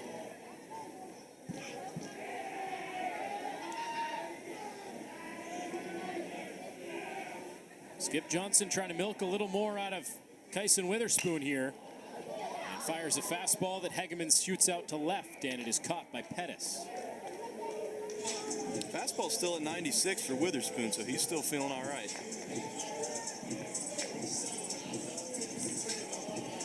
Trying to get through 5, put himself in line for the win.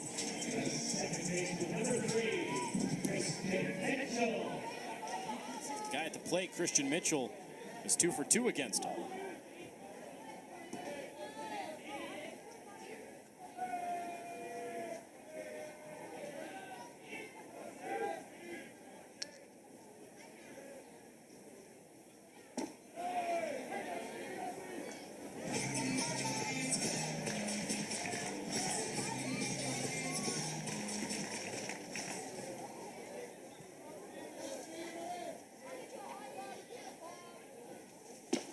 Swung out of his shoes there.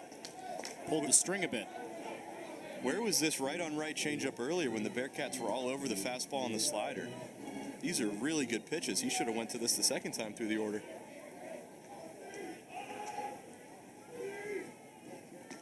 Better late than never, I guess. He's probably not used to teams getting to his fastball and his slider. Credit to the Bearcats offense.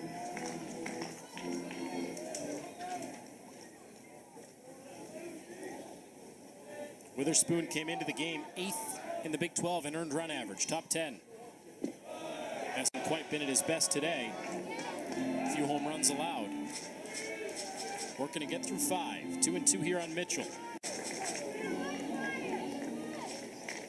Game that we might also see his brother come out of that bullpen, especially if it stays close down the stretch.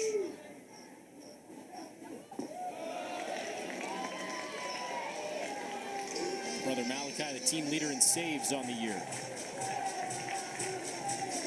For an Oklahoma team that doesn't have a lot of saves, but when you're scoring as many runs as they do, they haven't been in many close game situations. I guess that's a good problem to have. It's a lot of teams wish they had that problem. Although if you had a closer that was getting paid big bucks at the major league level, I'm sure he would hope for an extra opportunity or two.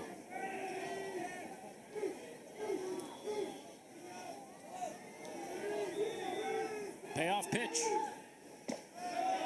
Called strike 3. Mitchell gets rung up. Matt Nieder gave him the bad news.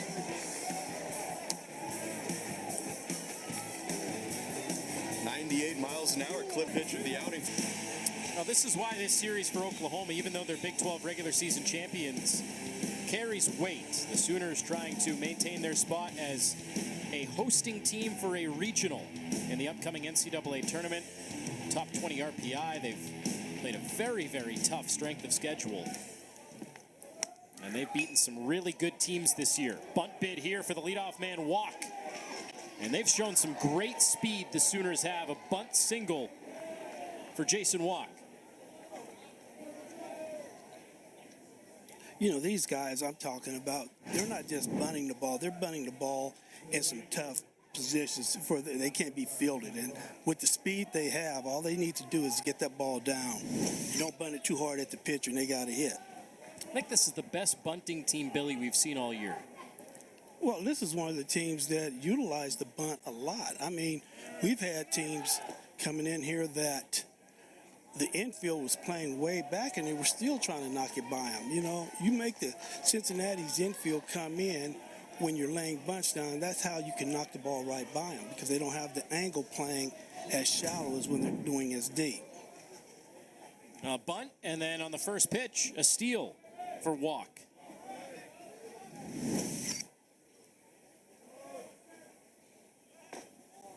They're not messing around, trying for some breathing room.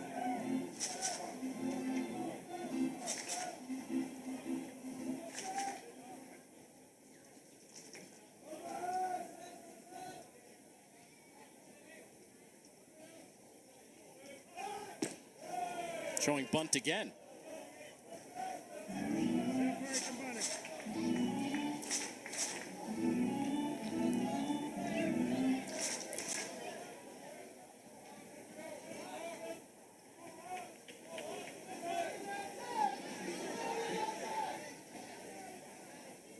Time called at the plate here.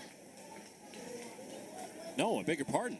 That is a strike call. That is the second time today we have seen a strike call. Billy, you made up a name for that. What did you, I forget. It's baseball. We're just playing baseball now. A bunt foul. Speed up rule. Speed up rule, that's what it was. The speed up rule. So Garza Gongora not in the box, ready to hit in time.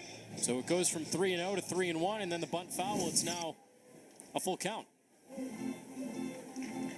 Matt Nieder needing that pen to make a mark. Signaled the violation.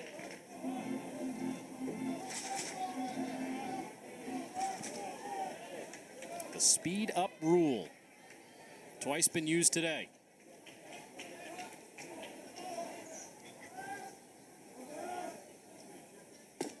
Results in the walk anyway. So would that make the offensive timeouts allowed in college the slow down rule? You make a great point. We'll have to ask Commissioner Hatcher. We'll have to run it by the committee. I think we're looking at another bunt right here. I think you're right. Wouldn't surprise us. No. Late swing, though, for Spikerman. He was thinking about it. I mean, you got a guy started the game off hitting 400, or started the series off hitting 400. So, you know, he's got a good chance of putting the ball in play. Back up to 413 after starting today, 3 for 3. Game 2, I should say. It's incredible. You go to 407, you go 1 for 5, you drop down to 398. You go 3 for 3, it's back up to the highest it's been.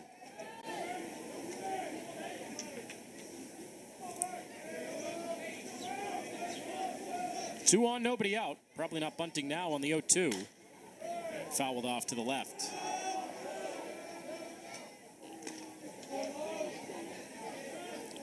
You know, that just shows you these guys are playing team ball. You got probably your best hitter on the team right now with the man on first and second, no outs, willing to lay a bunt down to advance the runners for the next guy.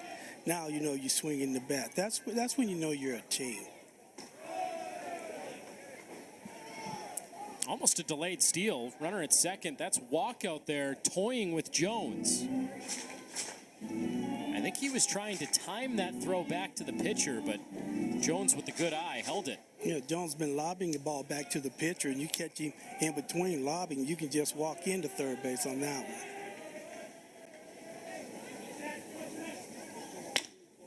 Ground ball, second base. Mitchell, flip, there's one. Spikerman, good speed, no play. Throw behind the runner. Play at the plate, not there.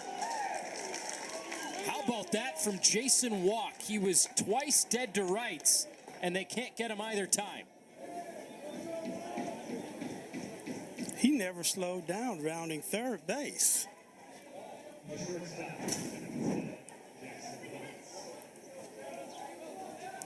I mean, he was going to try to score if they turned a double play. He never even slowed down. It was a heads-up play from Brooks, knowing he wouldn't turn the double play. Spun and fired. Carrington Cross, assuming that he would be diving back, put the tag down, but he was nowhere to be found. As you said, Billy, he just kept going. It was decently well executed by the Bearcats defense up until that final throw, when I just don't think they thought he was going to keep running. That's a heads-up play from 2 different people. Number one, you mentioned for Brooks to throw behind the runner. That's great awareness. And then number 2, for Walk to just keep going. I think he had made his mind up when the ball was hit that he was going to go. If they're going to turn 2 on this here, then, you know, I'm going to walk in easily, because you got to make 2 perfect throws. Second base to first base throwing the catcher, and he thought he had a better chance of doing it there. They threw it to third base, and he still got in. And then Cross got all sorts of tied up, I think, once he realized that Walk wasn't diving back in. He knew he had to rush the throw and just didn't put an accurate one to home plate.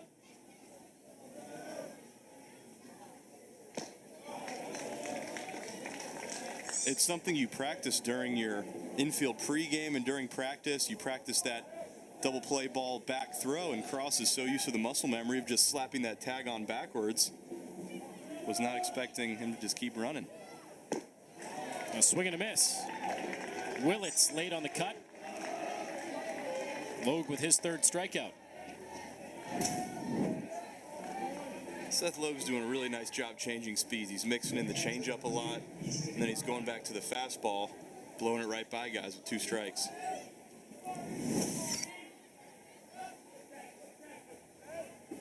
So now a man on and 2 outs for Carmichael.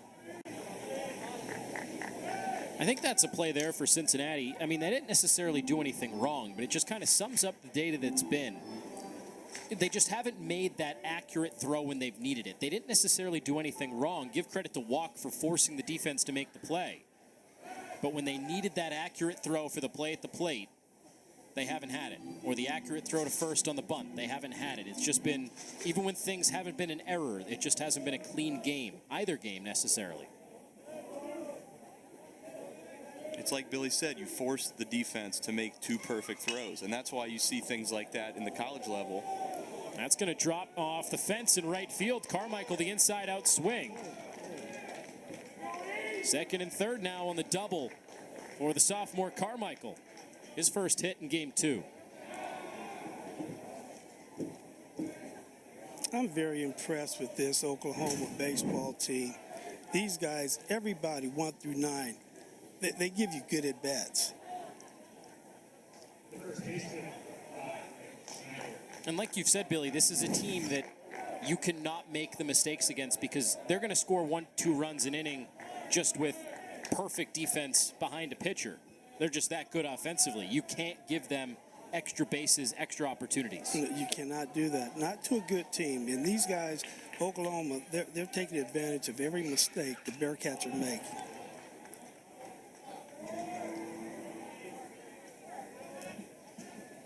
In a series that Cincinnati needed to play almost perfect defense, they haven't done it. Lost by 8 runs in the first game and trailing by 4 more in the second game.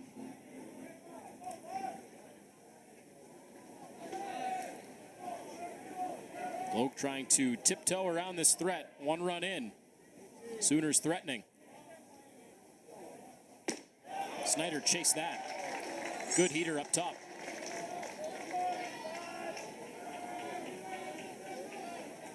Now watch how these guys, they shorten their swings when they get 2 strikes. They're shortening their swings and they just try to make good hard contact.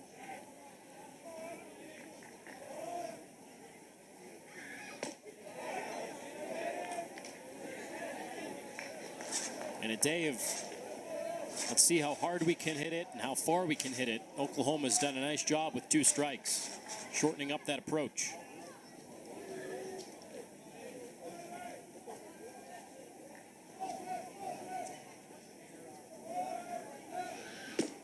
But that time, Snyder's late.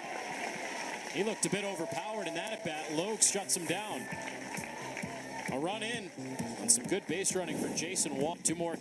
Now the Big 12 Baseball Championship down in Arlington, Texas, presented by Phillips 66, gets started on May 21st next week.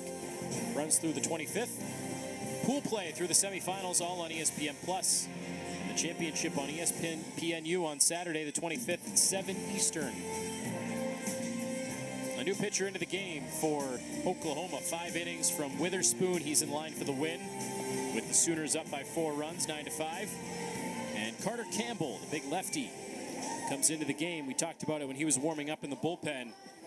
He is used a ton, and he is one of the most often used pitchers in Oklahoma's program history, top 5, which is especially impressive considering he spent 2 years at Western Oklahoma State College. So in 3 years, he's been used a ton.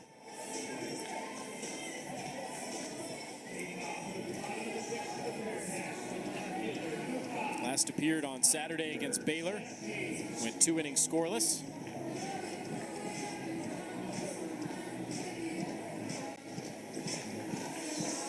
He'll face Jesse O'Connor and Jones.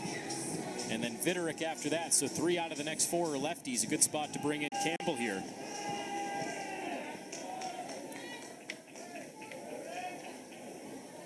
Try to play some of the matchups.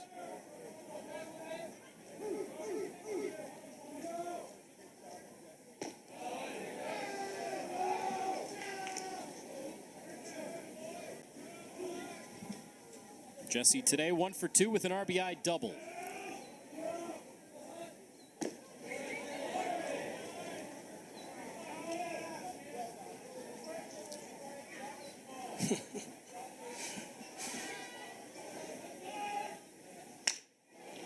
Bounced off the mound again, and that'll ramp its way into center field. Second hit today for the Cincinnati left fielder Hunter Jesse.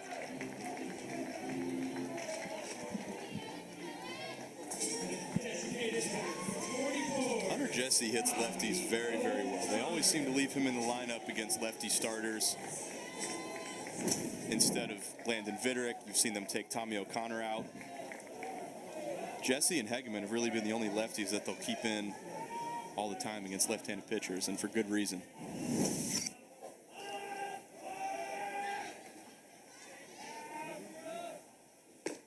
O'Connor takes strike 1. What is the key, Billy, as a lefty batter to hit a lefty? And in the day of lefty-lefty platooning and splits and everything like that, what is the key for a lefty-lefty matchup? Staying in there, not opening up, not being afraid to get jammed.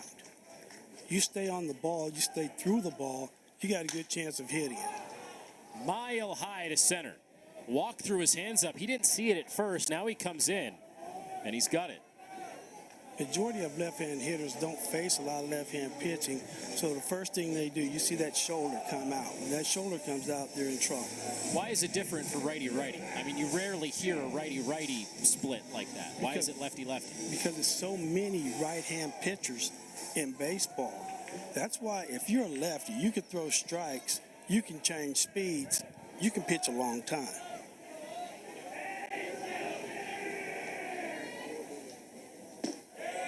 Called strike to Jones.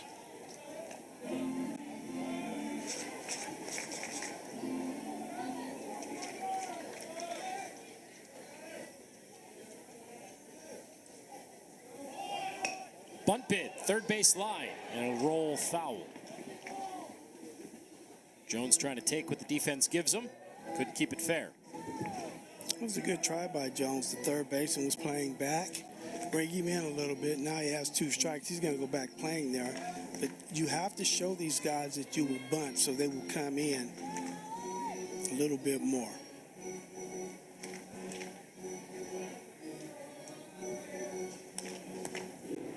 Now with the 2 strikes, as you mentioned, McKenzie will stay back now at third.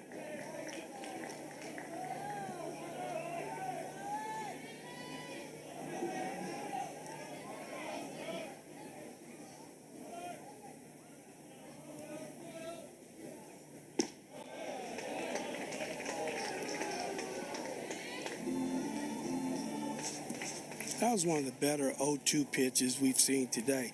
He threw the ball over the center of the plate, but it was down. A hitter see the ball over the middle of the plate, they have to address that pitch. On the ground to second, Nicholas, Willits, Snyder, 4-6-3. Oklahoma turns the double play and gets Carter Campbell out of the 6th inning. Humans and dogs and baseball. What better trio? You sounded like an alien studying Earth. Humans, dogs, and baseball.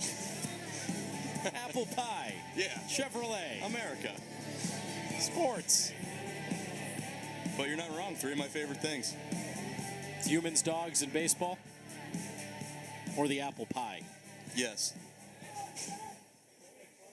A 7th inning here in Cincinnati, 9-5. Number 12, Oklahoma in front. Trying to take both games of the doubleheader today.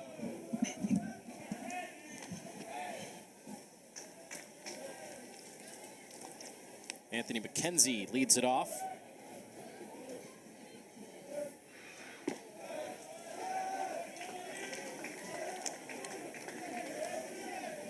Loger allowed a run last inning. 1-2-3 in the 5th. Smashed out to center. Hegeman going back in front of the track. Lined up to make the play. 1 gone.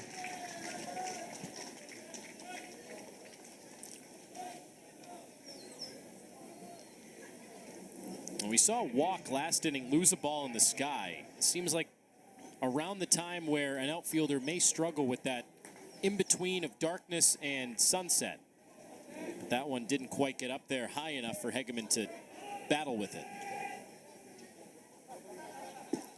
That's a tough thing in the outfield when that ball's like that, the twilight.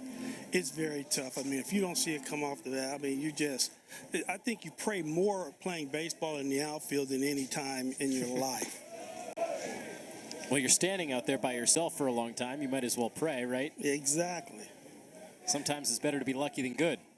You know, I used to tell my outfielders, if you don't see it, don't say anything, because if you alert the hitter that you don't see the ball, he keeps running, because the majority of hitters, they see where the ball's hit, they lollygag into first base or second. So, don't show up that you can't see it till the last minute.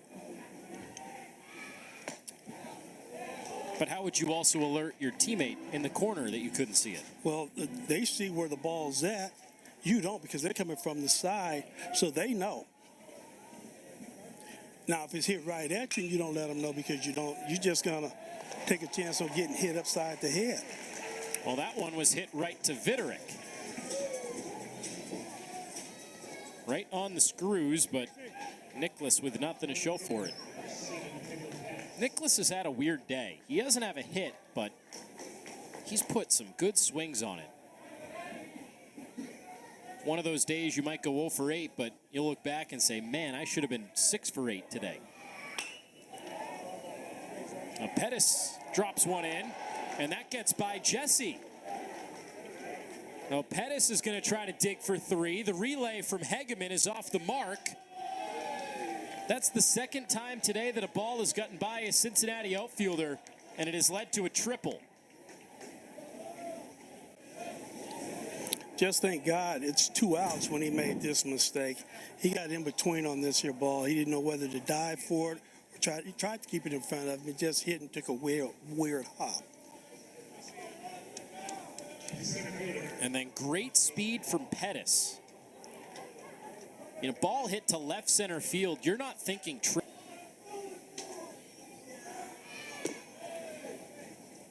And that was a great play by the center fielder, because if he's not over there, the left fielder has to go back and get that ball himself. We're looking at it inside the park.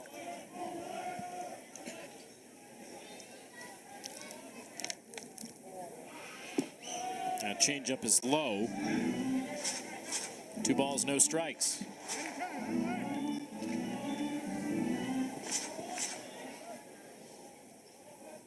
I'll tell you, Pettis batting 7th, Walk batting 8th. You want to talk about havoc at the bottom of the lineup for the Sooners? The way that Walk ran the bases, which is kind of a juxtaposition there, but the way that Walk ran the bases last inning, and now Pettis running them this inning. Fly to left. Brooks going out from short, but Jesse has it lined up. Well, the 2-out triple for Pettis, all for naught. Lowe keeps the Sooners off the board in inning number 7.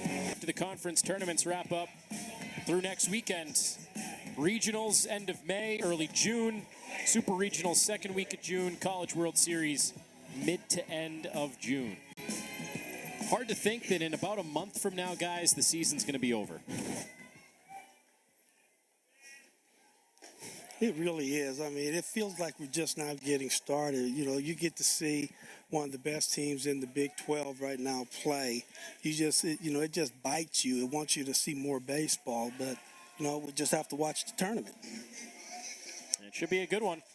You know, one thing I loved about that video for the selection show is seeing all the teams that you wouldn't think would be good at baseball necessarily, just whether it be geographically or just a name that isn't in the mainstream of college athletics. Whether you just saw Troy, you saw Northeastern, even a Xavier. I mean, Xavier's been great at baseball, and they're known on the basketball scene, but without a football team, it's tough to, get much national recognition. And it just goes to show that you get into that NCAA tournament, you knock off a team or two, next thing you know, you're in a super regional, and you can really put your team in the spotlight for a few weeks in June.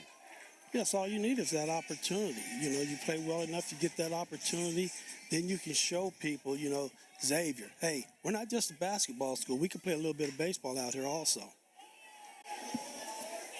That's the great thing about college baseball and college sports, which might change a little bit with the NIL stuff, but it's the parity that teams can be good year in, year out, and you're going to see different teams. In the MLB, you're going to see the Dodgers and the Braves and the big market teams most of the time, but in college baseball, as you said, the Troys, the Northeasterns, it's very cool.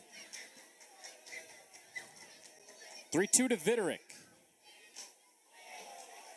Always a soft spot for the Northeastern teams, not necessarily Northeastern University, but Northeast teams, although Northeastern too. Mike Glavin does a great job with the Huskies. They produce some major leaguers. And Cervalli pitching for the Rays. That's inside ball 4. Might have gotten a piece of him, so technically a hit by pitch. Nonetheless, it would have been ball 4 anyway. Leadoff man on for Cincinnati, Vitterick in the 7th inning.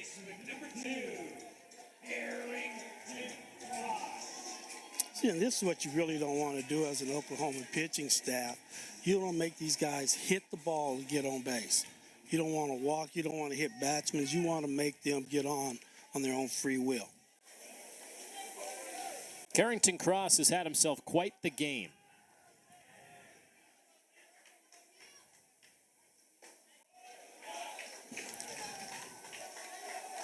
Zach, do you even consider throwing him a fastball regardless of the count? I was just thinking what I would do if I was in this situation. I think I'm probably going to throw him change-ups until he thinks I'm only going to throw him change-ups, and then only then maybe a fastball, but mostly going to pitch around him. That time it was the slider from Campbell. I saw him just glance down the third baseline, so it wouldn't surprise me if he tries to lay down a bump with the third baseman playing back, because they need base runners. I'm sure Carrington Cross would do anything for the team, Billy, but the way he's swinging it and with the aggressiveness that he is, I don't think he's a guy that's bunting in this game. Well, sometimes you got to do what helps your team win, not what you want to do, what you feel good doing. You got to look, if they're giving you a hit, you're looking for base runners right now. I mean, that swing right there, he's trying to hit his third home run of the game.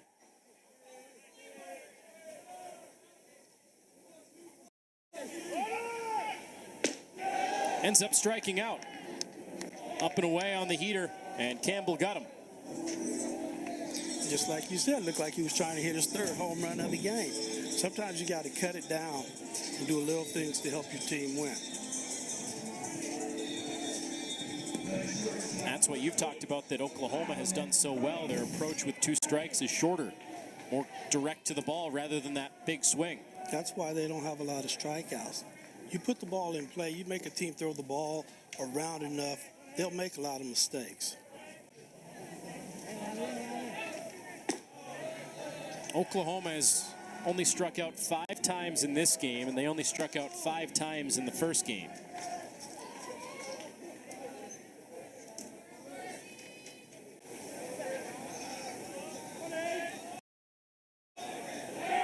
Runner goes, and it's a stolen base without a throw. Vitterick, one of the Big 12's best at stealing, picks up his 16th.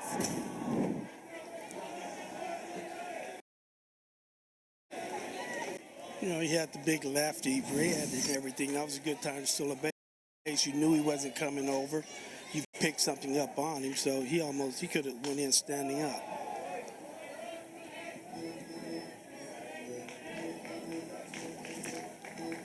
Vitterick's leading the team in stolen bases, and he's got guys who've got 10, 12 more starts than him.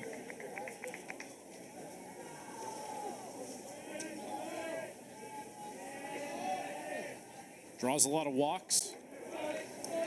Steals second base a lot. 2-1 to Brooks.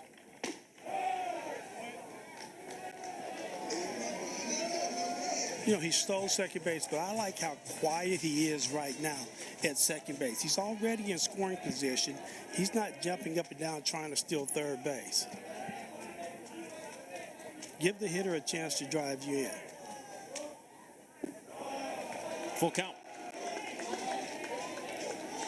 And Brooks at the plate right now has really been scuffling.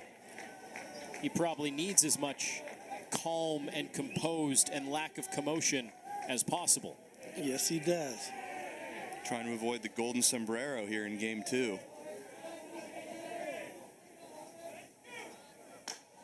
Stays alive. He is due for a hit. Struck out 3 times. He was 0 for 4, including one of the speed-up rule strikeouts in game 1. 0 for 3 with 3 strikeouts in game 2.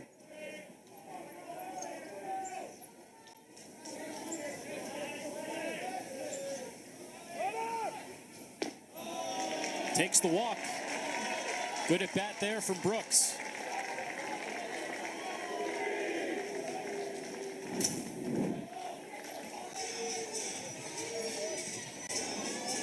Didn't miss by much.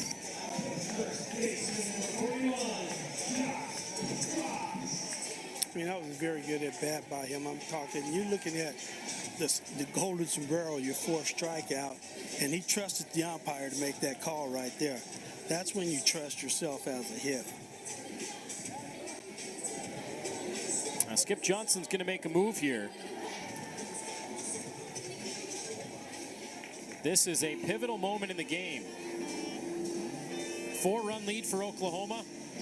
2 on with 1 out. The meat of the order coming up, featuring the Big 12's leader in home runs, Josh Cross, but he'll see a different arm. Coming out of the bullpen, it'll be Dylan Crooks, one of the high leverage guys for the Sooners, on his way in.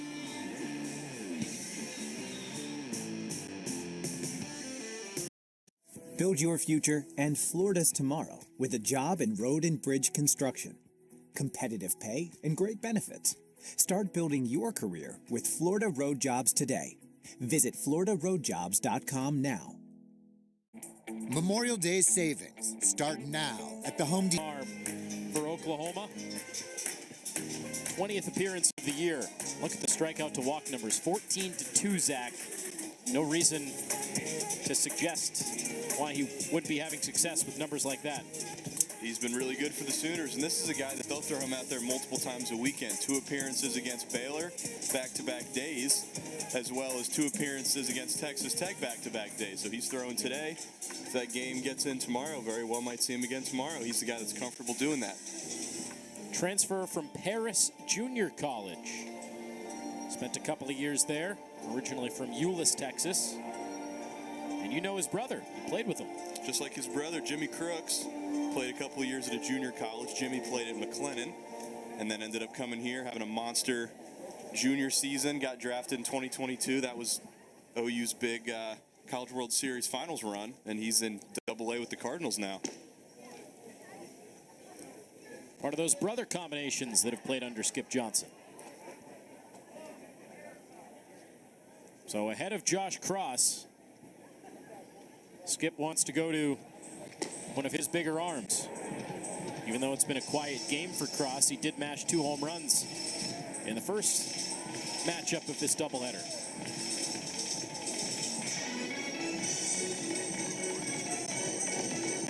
One swing of the bat here, and it's a 1-run game.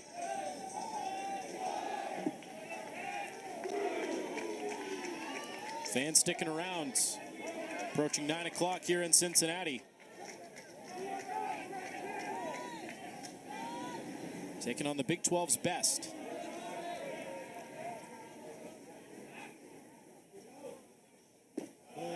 That's low, ball 1. Started him with a changeup.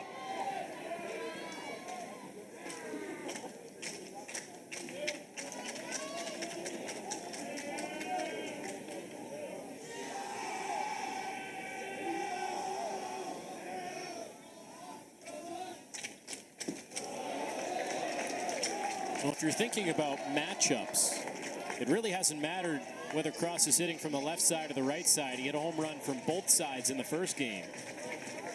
This is more of a situation of just wanting the higher leverage arm for Oklahoma.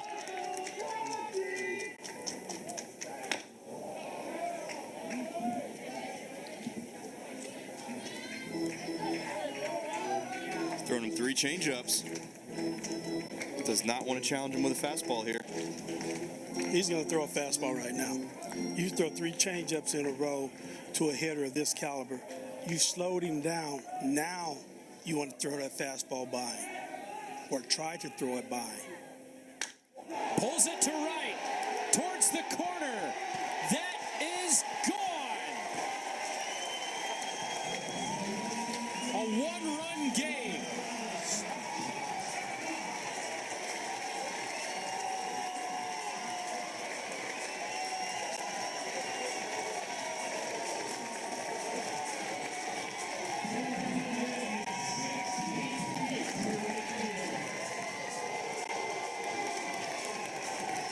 What did you just say, Billy? You said you could throw a good hitter 3 changeups in a row. And he just made it 4. Josh Cross is too good of a hitter. You keep throwing him the same pitch, he's going to be all over it. And all over it he was. 417 feet, 110 off the bat. The Big 12 leader in home runs. But he was ready for it. Big 12's leader in home runs and runs batted in.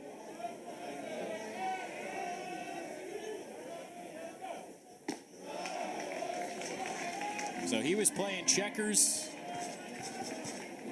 while Crooks was trying to play chess. I mean, he had already got the speed of your changeup 3 in a row. Then you try that 4th one. Bouncer to the right side, and Nicholas makes the play on Hegeman. Now Cincinnati is still down a run, but that has made this a totally different game. For Josh Cross, now his 19th of the year, leading everybody. Now, granted, Flores and Bellew and Arboleda and Benj and Schubert all still have multiple games to play this weekend, but that is a 3 home run day for Josh Cross.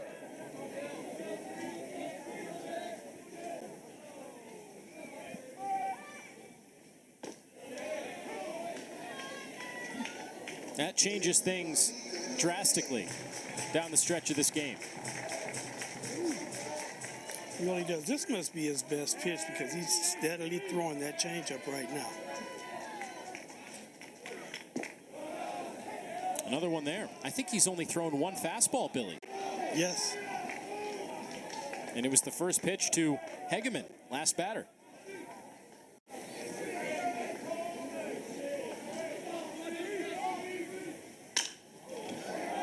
Just foul down the right field line. Mitchell, a bid for his third hit.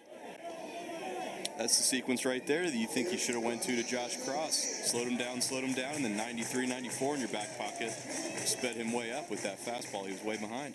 Now you got him on the fastball. Now you can throw another changeup if you want to. Why do you think he went 4 changeups in a row? I don't know. I have no idea. I mean, not with a good hitter like that. He can hit every pitch. You're trying to change. You're trying to speed him up, slow him down, speed him up. You're just going to go slow, slow, slow. He's seeing that coming out of your hand, timed it perfectly, and he will not get that one back. Now Mitchell strikes out looking to end the inning, but Cincinnati has come back to make it a 1-run game on the home run.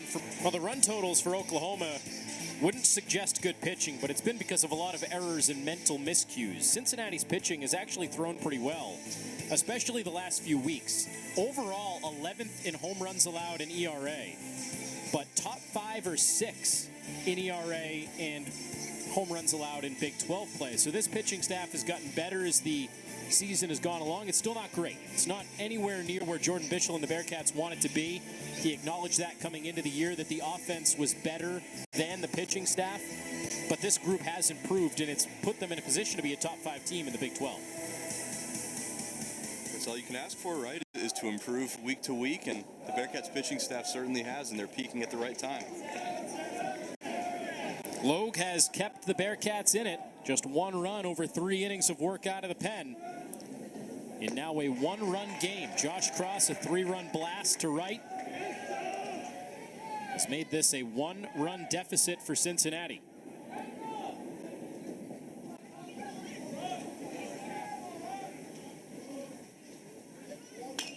Both teams with something to play for. This represents a huge game.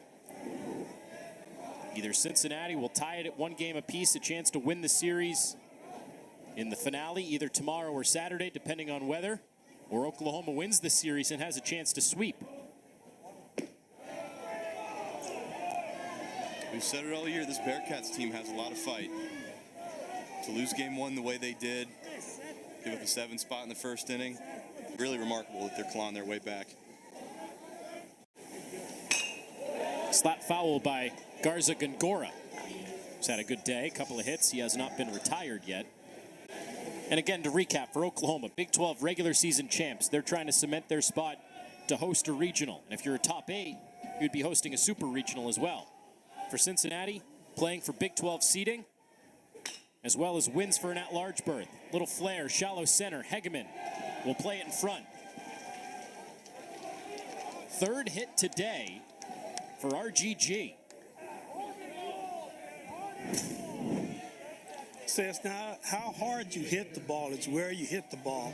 You just had a ball, got it out on the end of the bat, little fly ball to center field, drops in for a base hit. Billy, I asked you earlier about when you make an error, do you get a little tentative in the field? Do you start thinking about it more? And I have to wonder, now granted that was a little flare, it would have been a tough play. But of all the balls that have been misjudged today that have resulted for extra bases beyond the outfielders, the way Hegeman slowed up, he can make some plays like that. You have to wonder if he thought about that one. Well, he was playing a little deeper than right there. He knew when the ball was hit to where it was going down there that he wasn't going to have a chance. So you just give them what they deserve, a base hit, and that's it. You know, now he ended up still at second base, but you give them what they earn. Rocco Garza Gongora is putting his name in contention for some more playing time. Hasn't played much. 3 for 3, a stolen base, a double, a couple of runs batted in. He's on his way to 3rd off the ball off the glove, and Spikerman has himself an infield hit.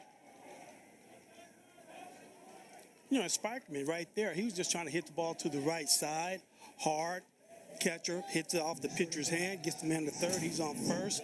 Now you got first and third with no outs. His 4th hit of the day. Only one has left the infield. Infield roller to second. Bunt single. And now that one off the glove.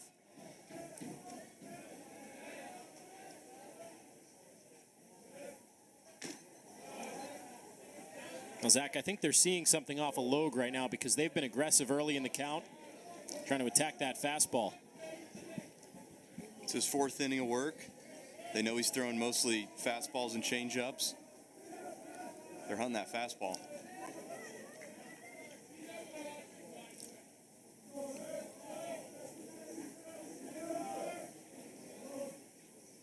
How long is the leash? Because you've worked so hard to get back in this game. It's one thing if Oklahoma scores a run here and it's a 2-run deficit for the 8th and 9th innings, but the last thing you want is for one of those 8 spots like Oklahoma had last game. Nobody's in the bullpen, so it looks like the leash is pretty long. Maybe it should be a little shorter. Willits cranks it to right. That's way gone. It is back to a 4-run game in Cincinnati that worked so hard to get back in it. Just had its soul crushed by Jackson Willits. This Oklahoma ball club, I'm telling you, you start coming back on them, they do something, they keep adding on. They just do whatever they have to do to win a ball game. Change up over the heart of the plate, all over it. This ball was hit. It's another one hit over the Bearcat scoreboard. 8th of the season for the freshman Willits.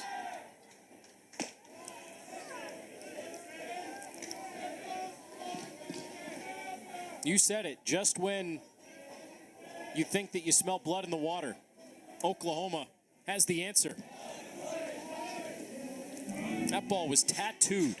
That's almost more deflating than the 7 spot in the 1st inning. This Bearcats team, part of their identity has been coming back and having these late come from behind victories. Josh Cross hits the huge home run right as they feel like they're back in it. Just a massive home run from Willits.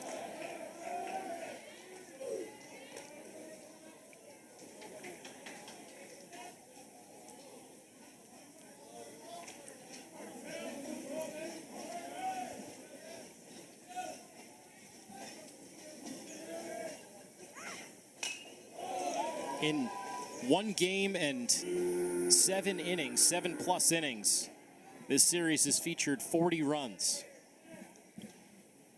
and more hits than I can count. If that doesn't tell you the state of college baseball, I don't know what does. For the last few years, ERAs have been inflating, and it has been a hitter-dominated game at the college level. Today, another example of that. This ball backs up Mitchell at second, and that's the first out. Carmichael retired. Have to imagine it could stay that way, Zach, especially with NIL. You're going to get hitters sticking around longer, but granted, you're going to get a pitcher or two that sticks around a little longer too, so probably even out at some point. Well, as long as you keep throwing these here high fastballs, they're 90, 91, 92 miles an hour, you're going to have some high ERAs. I mean, guys that used to pitch up in the zone, they used to throw 96, 97, and some of those guys, if they don't hit corners, they're giving up home runs. So when you don't have supreme stuff and you're trying to pitch up in the zone, you're going to deflate yourself.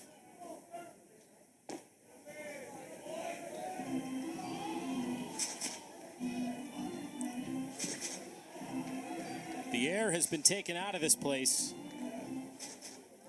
Cincinnati had it within 1 run, but Willits, the 3-run shot. And it was a blast. I had an old pitching coach tell me one time, talking to the pitchers, he said, when you throw that ball down, he said, now hitter go to swing. He said, where's that barrel pointing at? They said the infielder. He said, when you throw that ball up by your chest, where's that barrel pointing at? They say the fence. He said, keep the ball down. Everybody can't pitch up in the zone.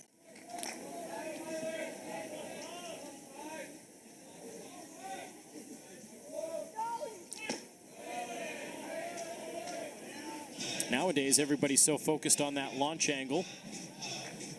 Even we'll see some balls in the lower part of the zone hit out, but you're right, for the most part, it's the upper fastballs that are the trouble.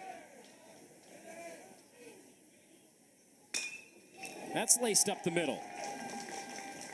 First hit of this game for Snyder. Another high fastball.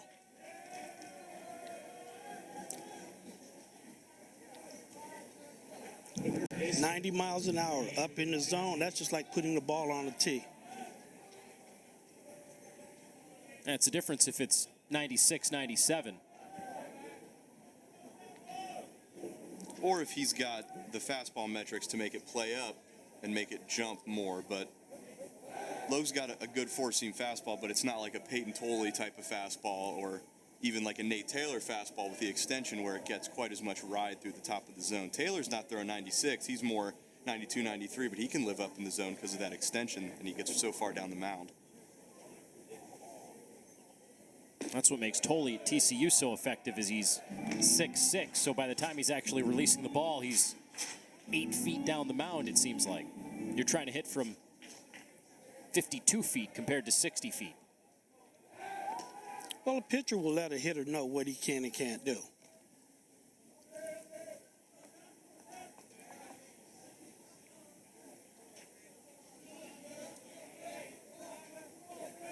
Four hits this inning for number 12 Oklahoma.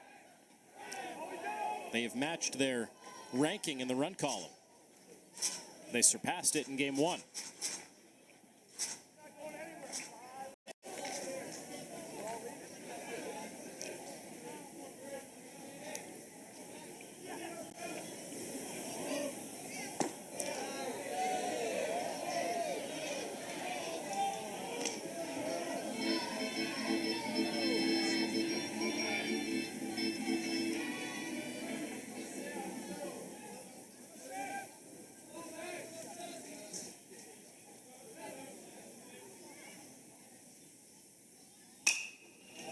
Fly to left, Jesse scooting over.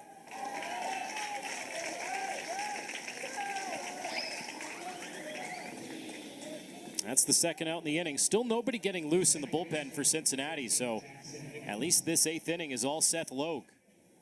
Unless he runs into severe trouble. Not a soul down there.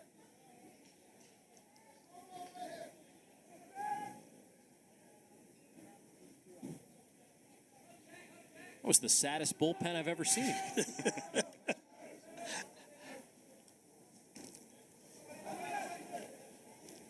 Well, they're just letting Logue know if he looks down there, there's nobody down there. You need to get out of here so we can get back to the offense and score some more runs.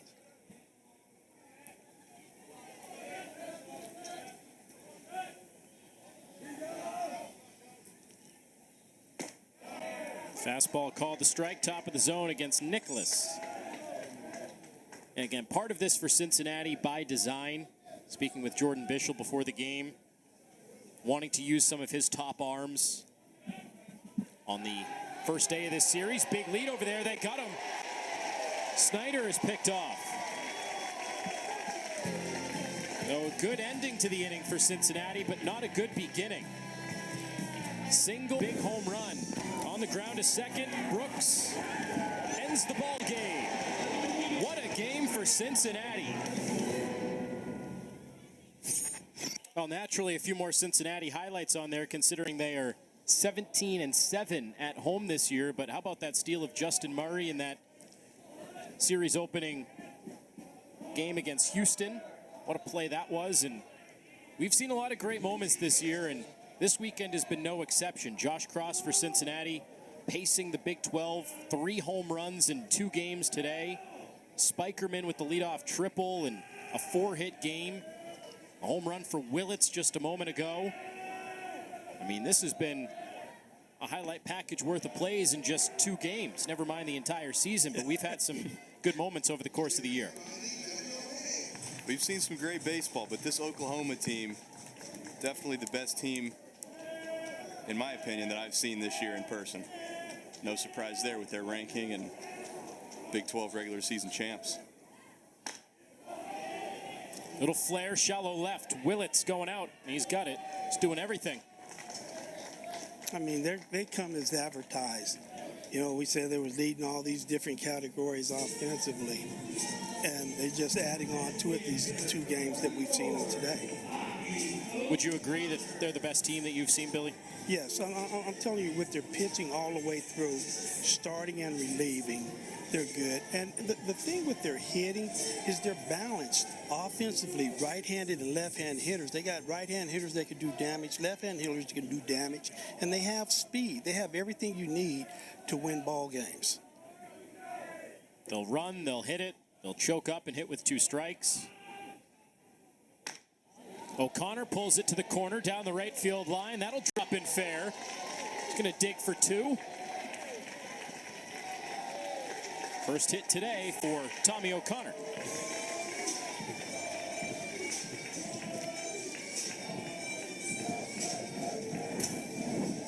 Crooks went back to that changeup again, over the heart of the plate. Nice swing by Tommy O'Connor.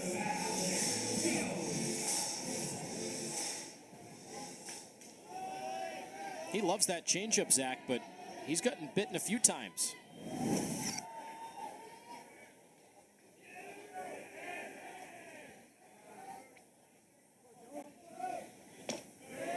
It's the location of that change. I'm telling you, it's up in the hitter's eyes, and you're looking at something 84 miles an hour. I mean, that's like slow pitch softball. Take your time and just, get on top of it, hit it hard. Coming into this game, he throws the changeup more than he throws the fastball, and throws it for strikes more. That's shot up the middle. O'Connor had to go back to second to make sure it wouldn't get caught in center, so he's just now diving into third on the base hit for Alec Jones. So the 7 and 8 batters getting aboard here on hits in the 8th inning.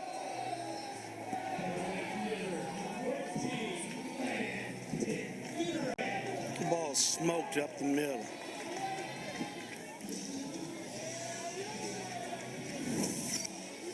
Just when you think the momentum's going one way, it's going right back the other.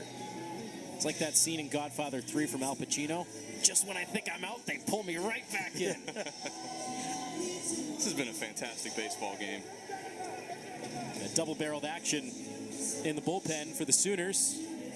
Malachi Witherspoon along with Ryan Lambert. And it's going to be Lambert coming in.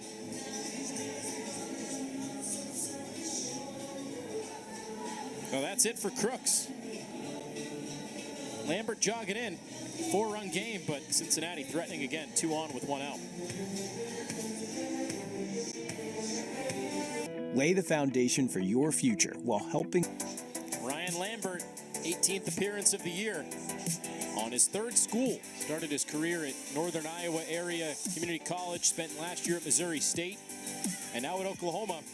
And another one of those high-end arms. 2.4 ERA, Zach. So they just keep rolling them out there. Big-time arms. Really good numbers, and that's what a good team like Oklahoma's going to have. They're not just going to have one back end of the bullpen stopper. They're going to have 3 or 4 guys that they can count on. And we've seen most of them today already. We've seen Atwood, we've seen Hensley, we've seen Crooks, we've seen Lambert. And Witherspoon's getting loose in the bullpen. In terms of your bullpen arms, that's 4 of your top 5 right there.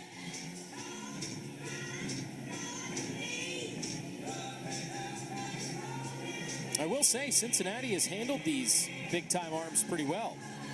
Now they got Crooks for the home run. He departs with 2 men on, both his responsibility. In the first game, Cincinnati scored 2 against Carson Atwood. They scored 1 in 2/3 of an inning against Reed Hensley. It was actually Jet Lotus that shut them down. Lotus came in with the 6.63 ERA. And we'll see what the Bearcats can muster against Ryan Lambert. Landon Vitterick will be the first to face him.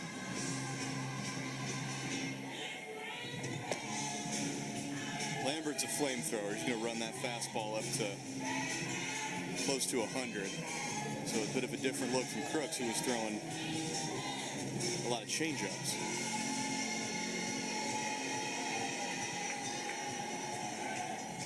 How do you hit 100 miles an hour, Billy? You know, after you've seen 100 miles an hour, all you do is just slow everything down. You know, it's harder to hit a changeup, a good changeup, than it is a 100-mile-an-hour fastball. Really? Yes.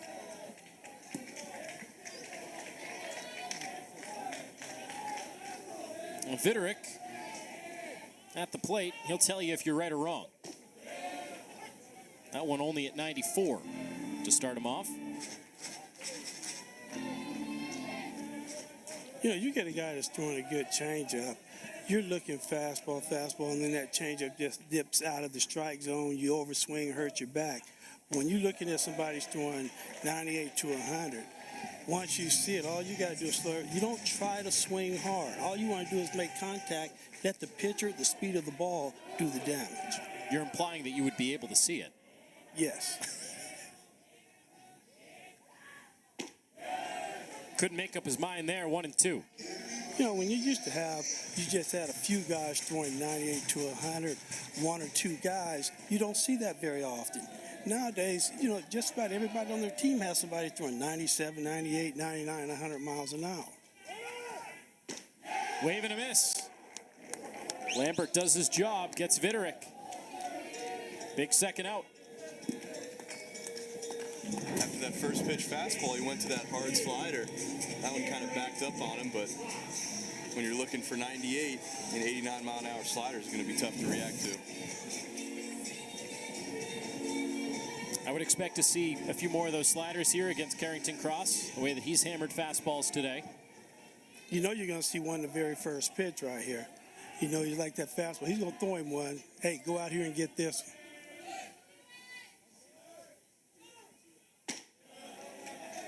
Started him hard. Out of the strike zone. You know a guy's throwing hard when he's throwing a 91-mile-an-hour slider. Was that a slider? Either a slider or a cutter. That wasn't a fastball.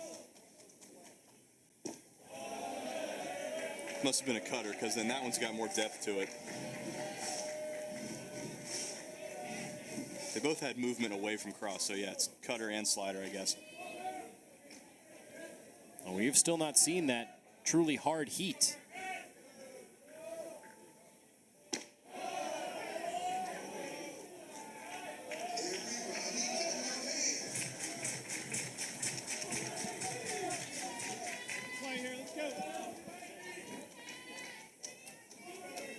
Two balls and a strike. Bounced foul.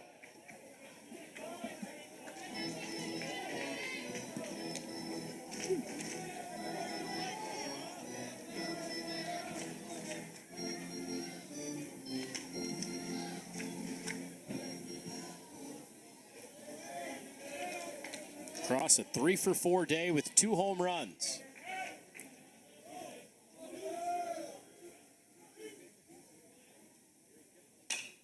Fouls that one off again.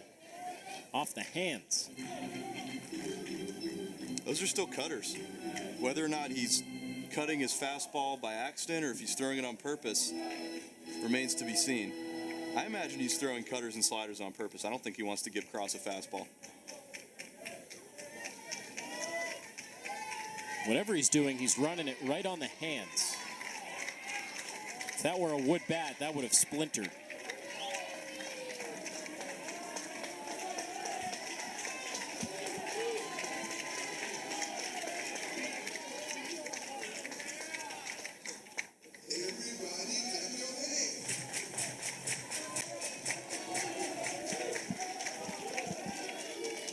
Big 2-2. First and third. Lambert deals. It's flied to right, reached for it, and Garza Gongora makes the catch to retire the side.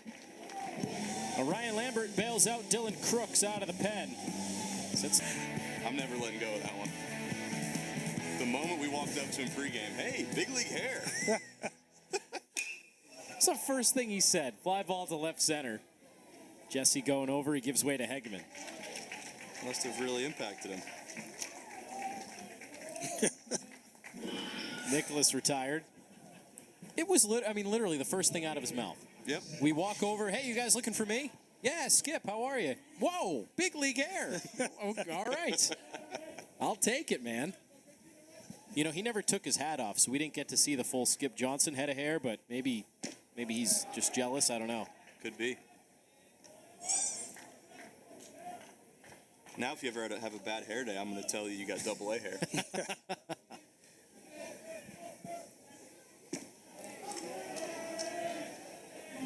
I guess you would say Anthony Mazzini does not have bad hair days. No, I have bad hair days. I certainly have bad hair days. Right, Billy? That's why I cut all mine off. Well, if you're not sick of us yet, still the bottom of the ninth to play. 18 innings.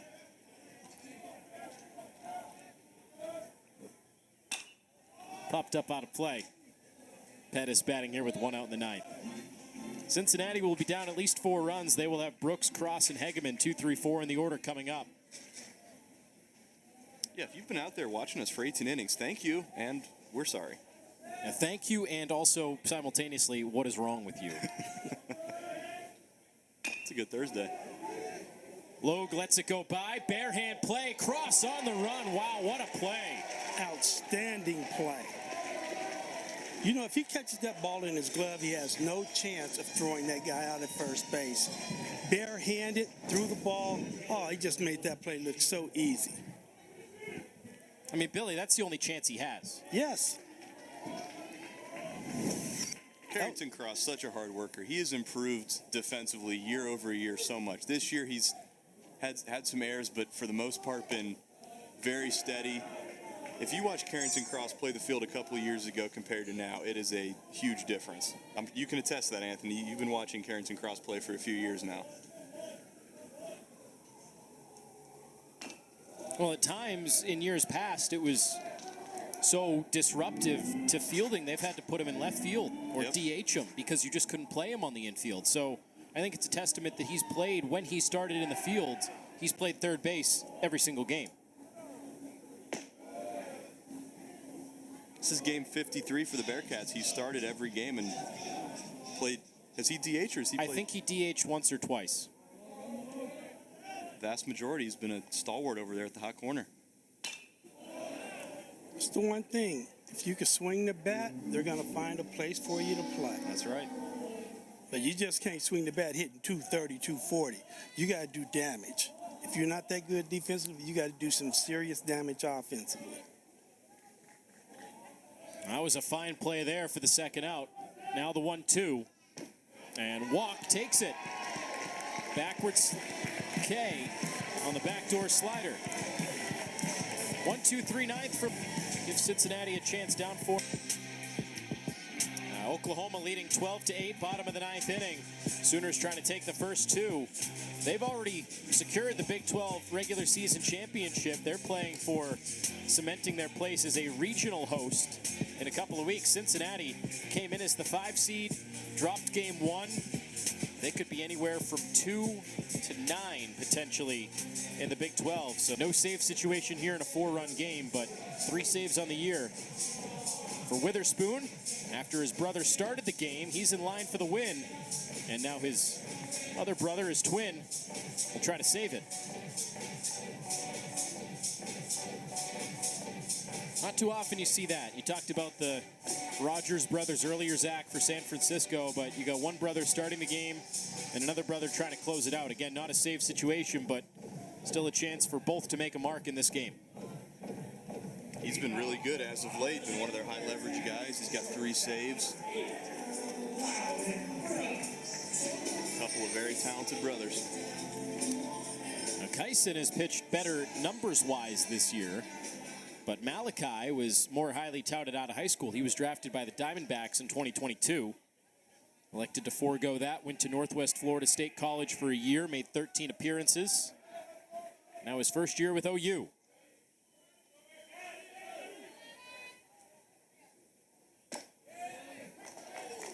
Both brothers throw hard. Mid to upper 90s. That one at 97 to start off Brooks.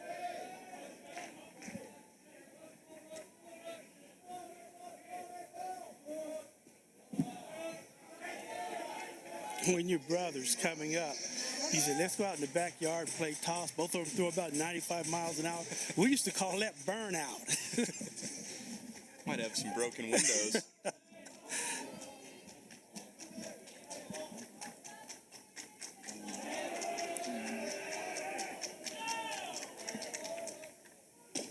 Hey, good thing they had brothers they could play with one another, because I don't think mom or dad would want to be at the other end of that catch.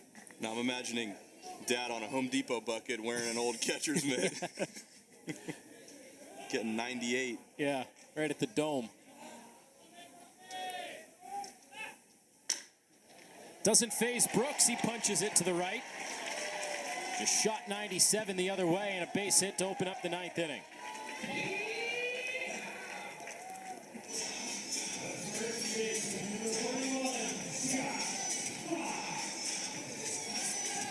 So still a tall mountain to climb, down 4 runs, but a good start. Leadoff runner on.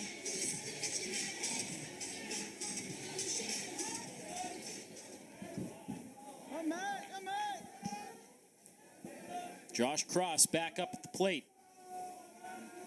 3-run home run in the 7th inning. At the time, it brought Cincinnati within 1 run.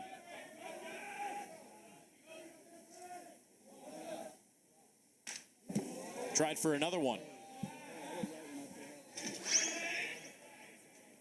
But the complexion of this game changed in the top half of the inning after Cross hit the home run in the 7th, when Jackson Willits answered a 3-run shot of his own. That's the last scoring we've had. Went from a 1-run game to a 4-run game in the blink of an eye.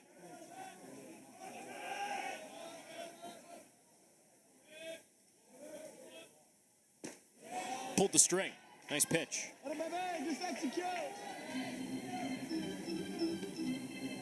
Really good curveball. Not only did that break in across, that had some depth too.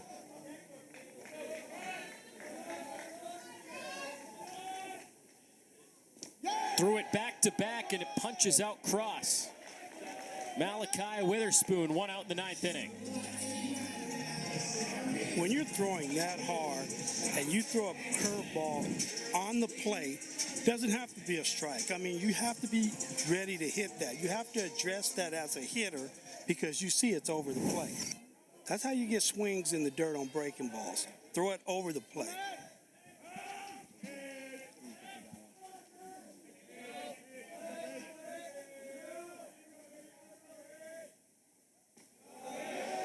You talk about that a lot, Billy. A lot of guys will start a pitch on the outside part of the plate, and it's never really enticing. You know it's going to break down and away, or break into you if you're a righty-lefty situation. Whereas that time, he started it down the middle, and you had to address it. You have to address it when it's on the plate. You call that pitch tunneling. You see the fastball is looking like it's going right at the catcher's mask, and it stays on that plane. And then he's throwing the curveball. It's starting in that exact same spot, right off the catcher's mask, and then it just drops right off the table. They look the same until they don't.